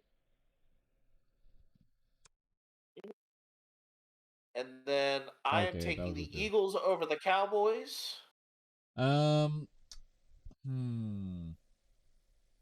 think the Eagles because the Cowboys got lucky against the Rams. Well, the Rams are definitely a team that was nowhere near where they could have been. And then Bills Bengals, I'm taking the Bills I'm taking the Bengals because last time they faced each other, the Bengals beat them, and we ended up facing them in the AFC Championship, so I'm taking the Bengals. I'm taking the Bills. I think that although the Bengals have their roar back, I think that Josh Allen will continue to find a way to get by Burrow. I'm taking the Titans over the Steelers, especially if Kenny Pickett does not play. I'll take the Titans as well because the Steelers don't have a damn offense, even when Matt Canada is present. And then Chargers Jets, I'm gonna pick. I'm gonna do Chargers because they still have talent there. And then. I'm actually gonna change that pick. I am going to go with Gang Green. The Jets, Jets. And Breece Hall will find a way to I'm get gonna say around that. Chargers because screw it. The wild card lock for the NFL. I had the Texans over the Bucks because C.J. Stroud can do his magic, and Baker is still nursing a knee contusion. And he did have some good fantasy points, but I just don't know if that's good versus the Texans. Maybe I'm wrong. I am taking the Browns over the Cardinals. The Cardinals are one of the worst teams in the league. The Browns are hot right now. Let the dog pound pounce. I feel like the Browns are also polishing a turd still with Deshaun Watson though, and their wide receiver core hasn't been the greatest. But yet the Cardinals have also been a giant turd too. I think you have a turd sandwich there. But anyways. Yeah. But like now, a tank ball, we always appreciate a good turn. I love that about you, Tree. He's just nonchalant. Anyways, our prime time.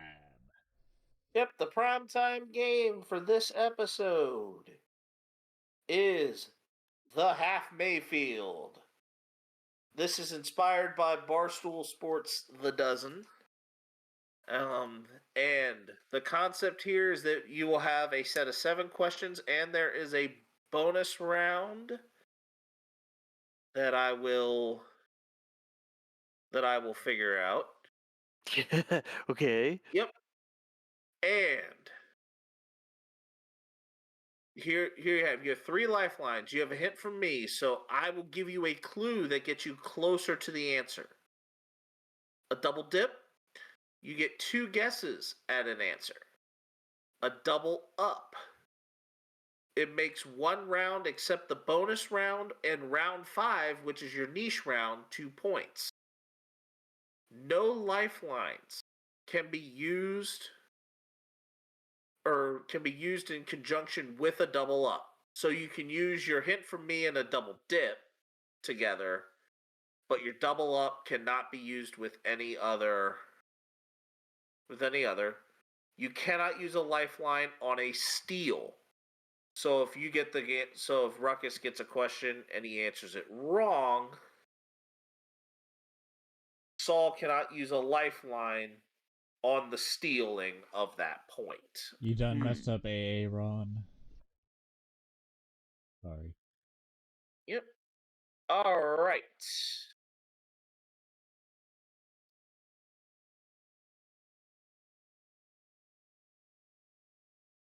Let's get ready to rumble. Okay. All right. The first round category. And we start with Ruckus. The first round is Major League Baseball. Would you like to double, Ruckus? No thanks. All right. The question here is, name this player based on his career path from 1985 to 2004. Expos, Cardinals, Rockies, Braves, Rangers, Giants, Expos, Giants, Angels. Holy.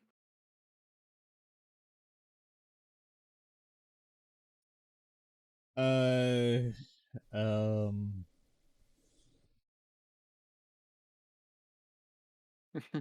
would like to buy a vowel, please.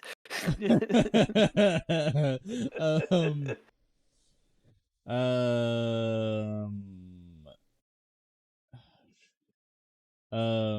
I get a double dip? You're gonna double dip, so you get 2 guesses here. Oh crap.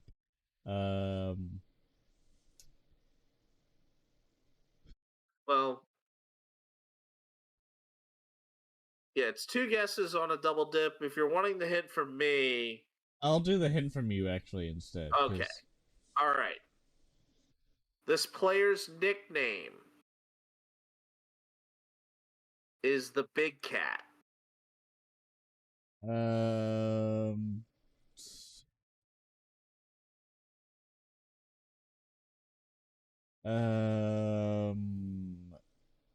I have no clue, to be honest with you.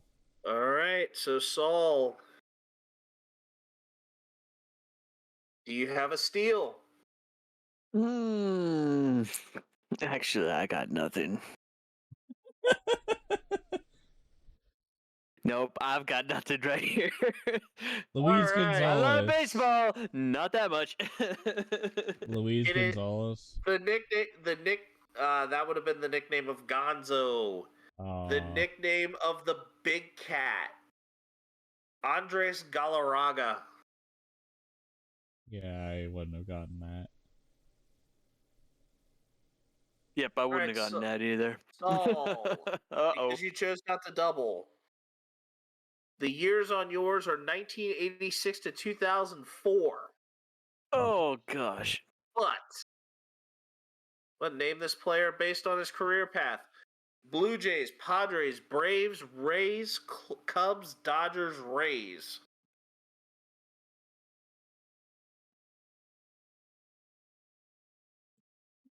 Oh my gosh, nope. Okay.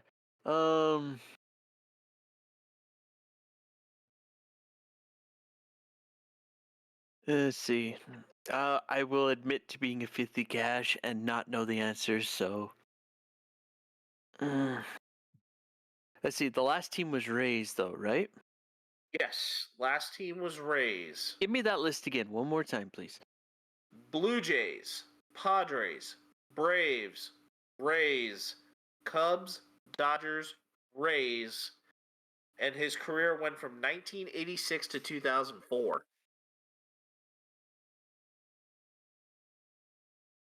This is a terrible answer, but I got nothing. I was going to say Roger Clemens, but it's not true.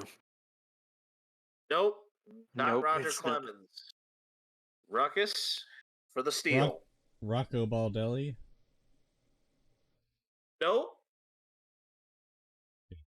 And this one would have been an interesting one because Saul, the hint I would have given you to, the nickname for him is the Crime Dog. Yeah, I don't know who that is, dude. Brent McGriff. Oh, okay. His nickname is the Crime Dog. Crime Dog. All right. Yeah, no points because of course, the theming around McGriff. All right, round 2, please. Okay, round 2. Movies.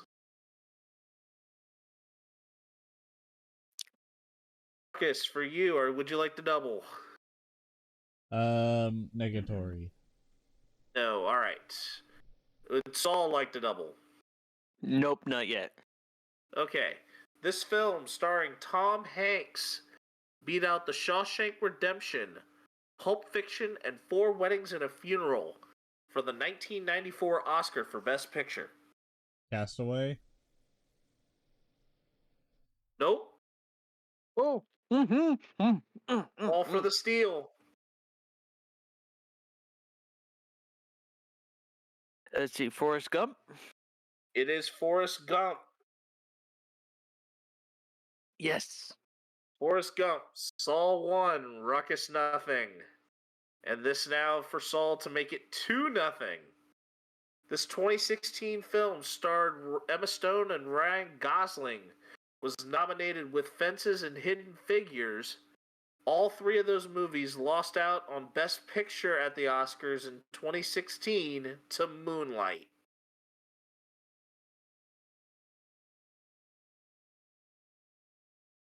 Let's see, what was the question? 2016 film starring Emma Stone and Ryan Gosling was in the same nomination pool for Best Picture in the Oscars with Fences and Hidden Figures, but none of those movies won and lost to Moonlight. It's La La Land. It was when they made the mistake. Who the winner was, wasn't it? Yep. It is 2-0. It is 2-0. Saul. Round 3. chain restaurants. Would you like to double, Ruckus? Not yet. This Texas-based restaurant was named a Treasure of the State in 2000 and is known for its A-frame building structure striped with the restaurant's colors. Whataburger? Yep, Ruckus. It is now 2-1. Saul, and were you doubling on chain restaurants or were you waiting?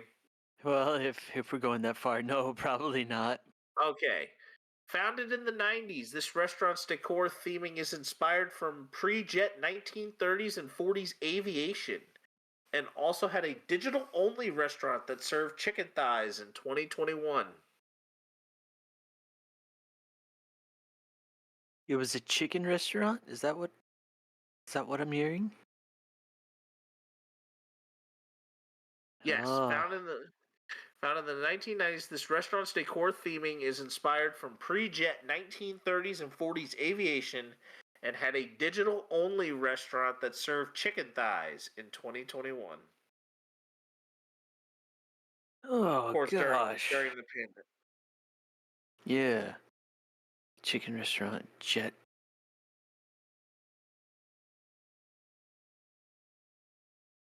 Hardee's. Let's see. Was it Popeyes? Nope, it actually was Wingstop. Wingstop. Ah. They're My guess would have been Raising Cane's. yeah, yeah, Saul, you did have the hint from me at a certain point that you can use later. You guys also still have your double up. Ruckus, you only have, or Saul has all 3 lifelines, and Ruckus still has his double dip. He just does not have his hint from me anymore. All right. Okay. So the first one here for your bonus round, the closest without going over.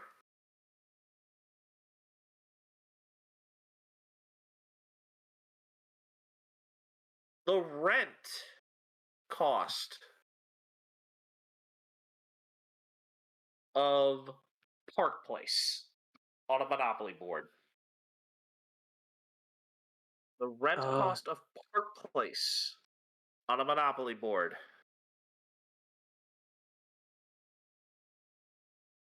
$150.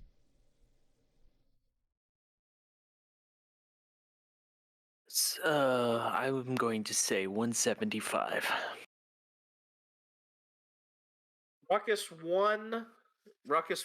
Saul nothing here on this. $35. The total number of seasons of MTV's The Challenge, including the new one, and we're talking main season, no spinoffs. Main season. 4 seasons. Main seasons, no spinoffs. So say stuff like Champs vs. Pros and Champs vs. Stars do not count. All Stars doesn't count. The World Championship seasons don't count. The USA stuff doesn't count. It's the main MTV seasons of the challenge. I said 4 seasons. You said 4? I'm going to say 5. 39. Saul ties it up. 39 seasons. I just had to get that one extra. I know. I pulled a. The Price is Right. That's my bad. That's okay. I mean, you had a better guess than me. It's all good. It's all. Yeah, but everybody hated it when like somebody would have the price at, like say like 14, and then 1400, and then the next person next to him, the last guy. It's always the last guy that does this, and he goes like 1401, and he gets the prize. Oh, it's just Ticks me I off. mean, it's just luck. The career number. All right, round 3. The career number of home runs for Fred McGriff. Career number of home runs. Fred McGriff. Career 2. home runs for Fred McGriff. 2 homers. Dude, you're not even close. Let's see. I'm going to say, well, like his entire career, or just His entire career.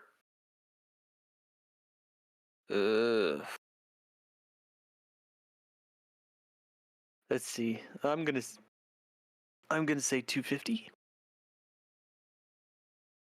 Ruckus? 251. 2-1 Ruckus. 493 home runs. Woo! Suck it! No, I'm just kidding. Dang it. See what I mean? But I like how he gave me a second chance. I deserved it. I deserved it. Well, here's the thing. Spennis, give the man 1.5 points. Give me 1 because you kind of gave me a pity. Oh, wait, with which one? The one that we just guessed on, I said 2, and you said that's a little bit more. Like, give the man at least 1.5 point for the love of God. I knew you weren't necessarily being serious on 2.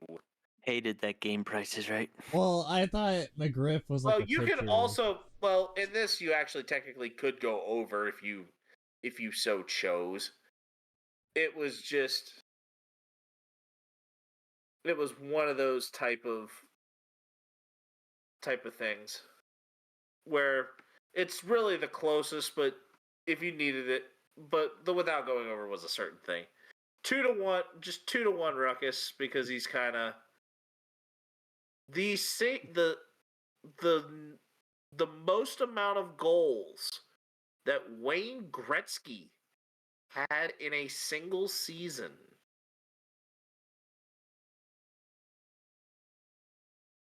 $15. Oh, no.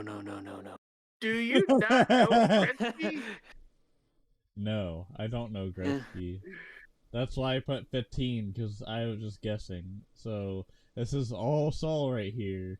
All for the marbles. I was gonna. No pressure. Oh, if you get it Let's spot see. on it. If you get it spot on, it's 2 points. Oh, bless it. Well, dang it. I was thinking like 65, but I'm thinking he got like 71. 92. 92. Oh. 92 goals and 81-82. And Ovechkin's trying to beat him in a year or two after that? Good grief. Ovechkin It's like his highest career, has only been like, well, we talked about this. His highest has only been like in the 60s. Yeah, but also Gretzky for playing in the NHL, he didn't join the NHL until 1979, and he played up until the late 90s. Oh, that's true. That's true. I will give you that. Okay. Anyway, go on.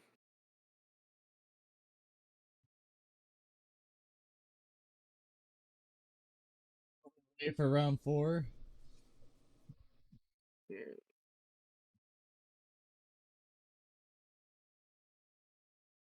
All right, so round 5. Oh, crap. Man. The total number of postseason rushing yards for Derrick Henry. Oh, I should know this one. Dang it.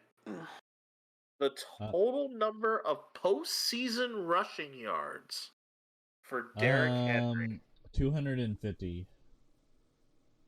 Oh, is no. This for, like, is this all time, or is this like all time for his entire career? Okay, I'll say. Yeah, I've been giving you career ones mostly. I gave that Oh, longest monster about 350. Let's see. I'm gonna go a little far. I'm gonna say 325. I thought you were gonna say 351. I was gonna laugh so It hard if you said it 351. is it is 3-2 Ruckus with one on round point 732. Let's 700 go! Oh my goodness! Yes. I'm a Titans fan. How did I not pay attention to this? Well, This I is mean, there is a embarrassing. turd on his on the back of his like head with that weird like hair thing he had on. It was like a little turd that just didn't fall off. Yeah, but I pay attention to Titans games. How in the world did I not pay attention to that? It's like, oh And well. the last one, Last one. potentially, unless Saul gets this, and we'll have to go to round 7. The career number of home runs for Jim Thome.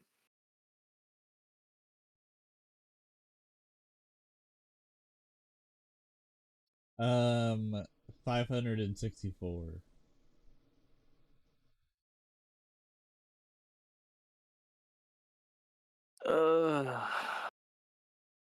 Nah, I would say 620.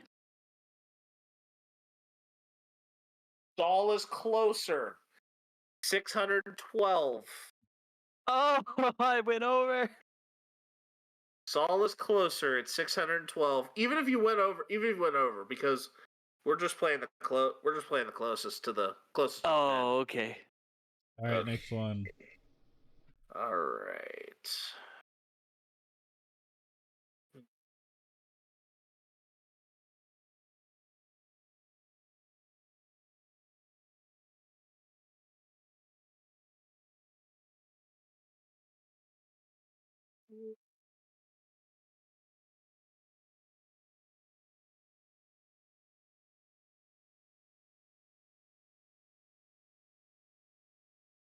Okay. The approximate amount of driving time in to the nearest hour, to the nearest total number of hours between New York City and Los Angeles, California. The approximate amount of driving hours to the nearest hour. So it can't be. Rounded. So in short, if it's 30 minutes, if the total you think is 30 minutes or more, round up. Or like 30 minutes, or like if it's, say it's like a certain amount, and like say if it's an hour and 32 minutes, you round it up to 2 hours. I saw that, Ruckus. So what? No, then, okay, but like average, right? We're not talking Cannibal Run, are we? Approximate, like the approximate driving time. Oh gosh. But it's not necessarily the fastest. It's just Right, approximate. it's like pulling out Google Maps. Let's see. Please limit. Hey Siri. No, just kidding.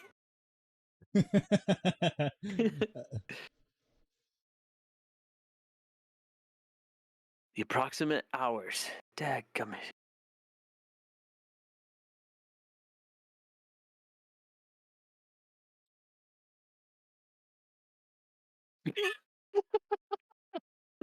I'm curious. I'm just waiting till he spits it out.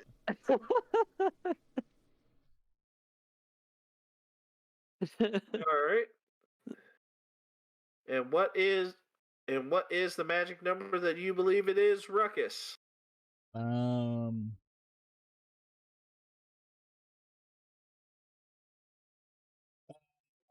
say 80 hours.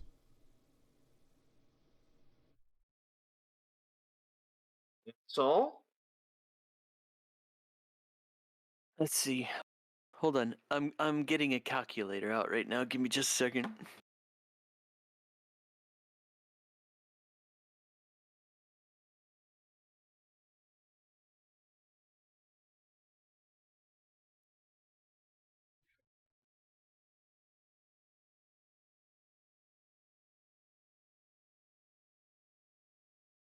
Let's see. I'm going to say it's about 100.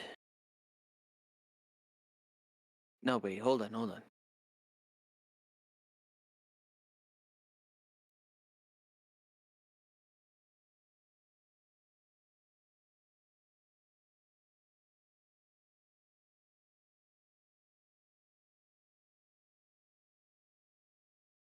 Oh. My computer doesn't work. Let's see. I'm going to say 120 hours and 45 minutes. Just cuz. It actually would have been 50 hours, 49 hours and 34 minutes. Ruckus gets it. Okay, so Oh. so I just looked it up. So California to New York, it'd be about, according to Google, it'd be about 43 hours for the fastest route, I guess. I don't I know, but this. overthought it. Well, I was thinking. It is now 3-2. Ruckus. Okay.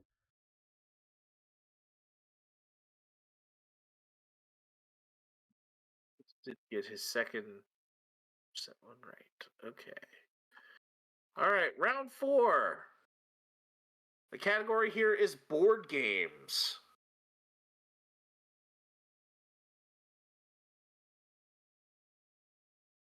Name the board game based on these few particular elements.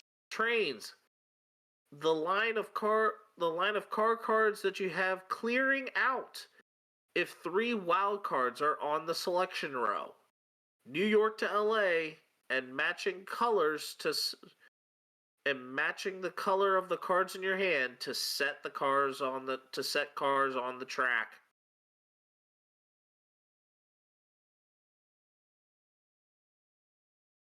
Uno. Nope. Saul? Ticket to Ride. Yep. It is now 3-3.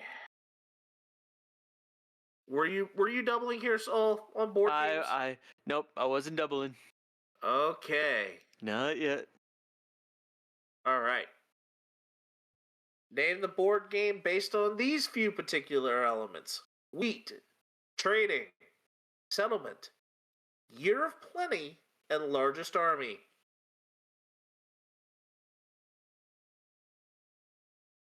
Let's see. Catan. Yep. It is now 4-3. Saul has taken the lead.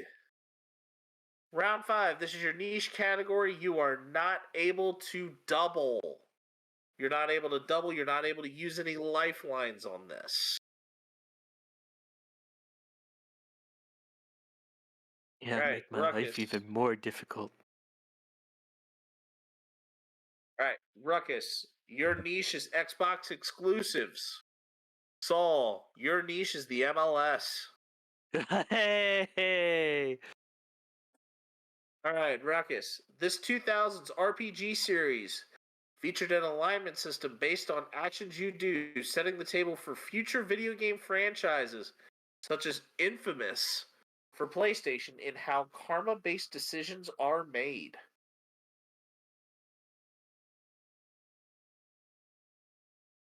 You said the early 2000s? It is a 2000s RPG series.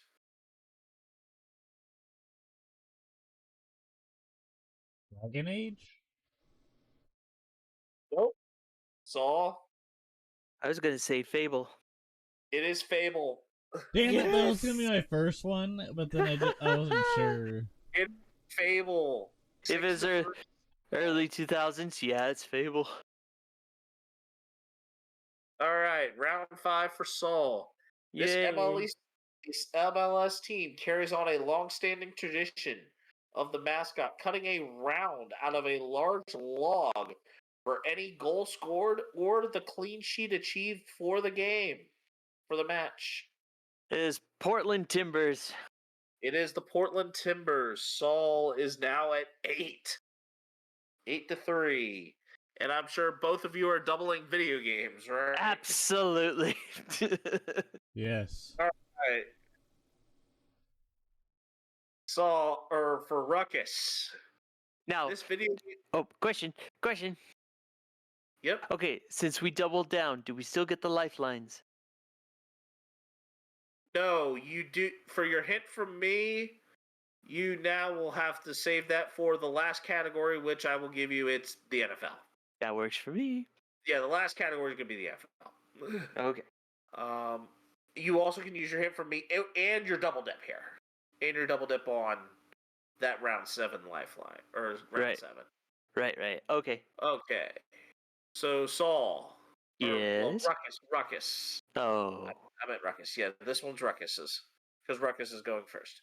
This video game franchise has been a friendship ruiner for 20 plus years and has expanded mechanics such as different types of mini games, items, and settings.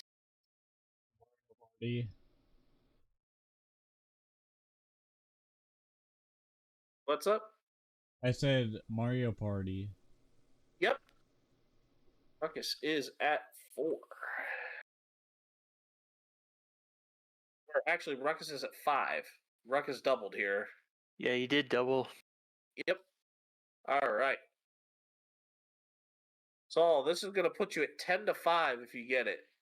Okay. This racing franchise has games that have been featured on the SNES, N64, and GameCube, and just recently picked up a Battle Royale style game with 99 players on a single course. Oh. It's F-Zero, because I played that game.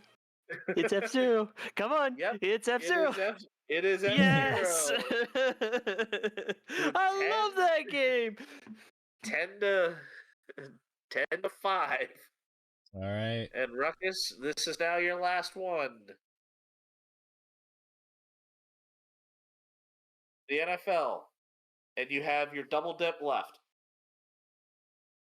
This running back came out of East Carolina University to become the youngest to rush for 2,000 yards in his second season in the league, playing 10 years for 3 teams before retiring in 2018.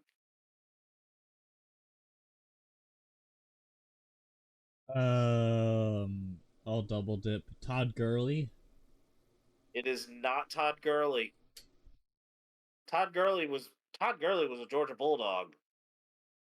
Arian Foster. It is not Arian Foster. Damn. Saul. Okay, give me that question one more time. This running back came out of East Carolina University. East Carolina. To become the youngest to rush for 2,000 yards in his second season in the league. He played for 10 years for 3 teams before retiring in 2018. Or retiring in 20. Dang it, it's not Bettis.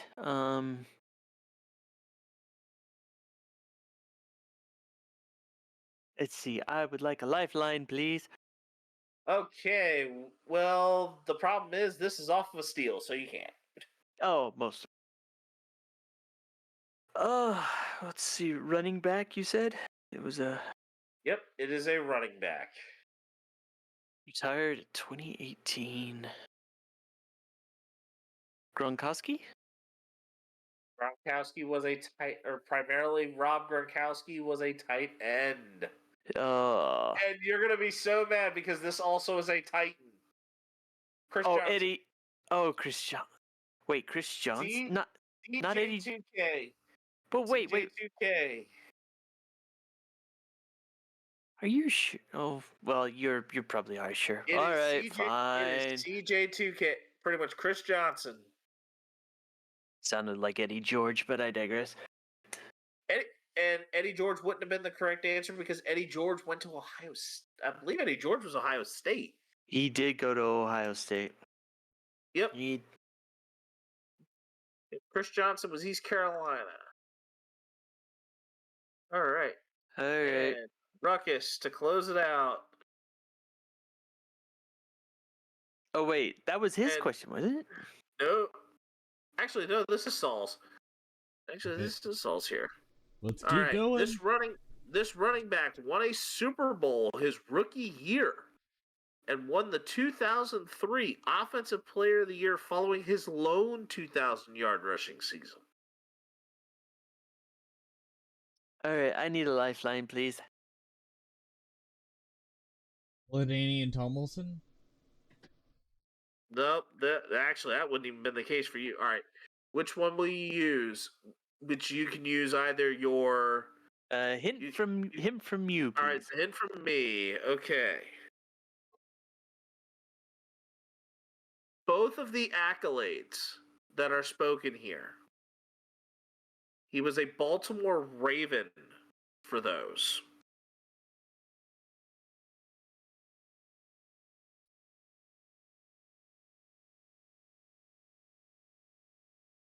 I would like to use my double dip. Okay.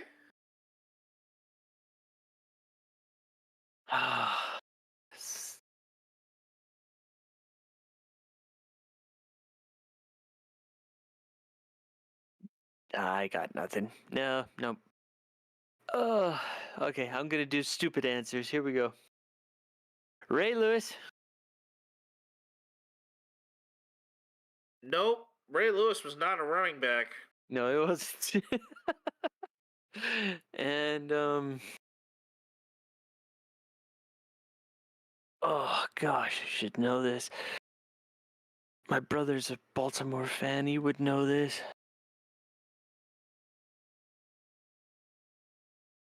I can't. No. Nah. I got nothing. Flacco. I got no. Nope. Flacco was a quarterback. Ruckus. Flacco was good. Yep.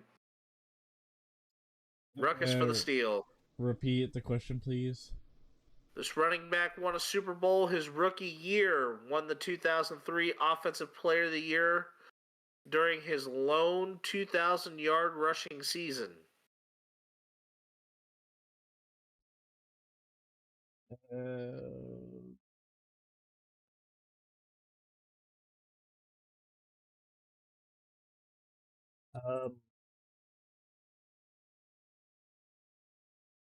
Emmett Smith.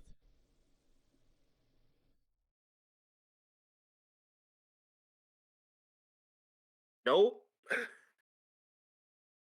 Correct answer here is and what's bad, Saul? You had the last name right when you guessed Ray Lewis. Oh, There were three different Lewises in Baltimore. You had Ray Lewis. You had Ray Lewis. Jermaine Lewis. You had Jermaine Lewis. Particularly, and the correct answer here, Jamal Lewis. Jamal Lewis. Dang. Oh, dang it. Yep. So Saul won 10 to 5. I'm not surprised that Saul was going to run away with, especially some of the video game ones. I knew that I was at least trying to make them easy enough that Ruckus would know where I was going.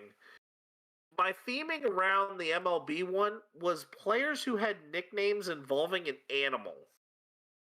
So the Big Cat and the Crime Dog. Mm-hmm.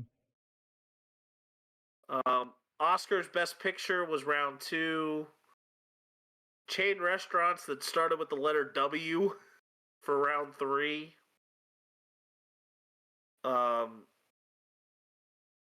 Games worth $40 or more in Walmart was round 4. Your niches were your niches. Video games was kind of Nintendo themed.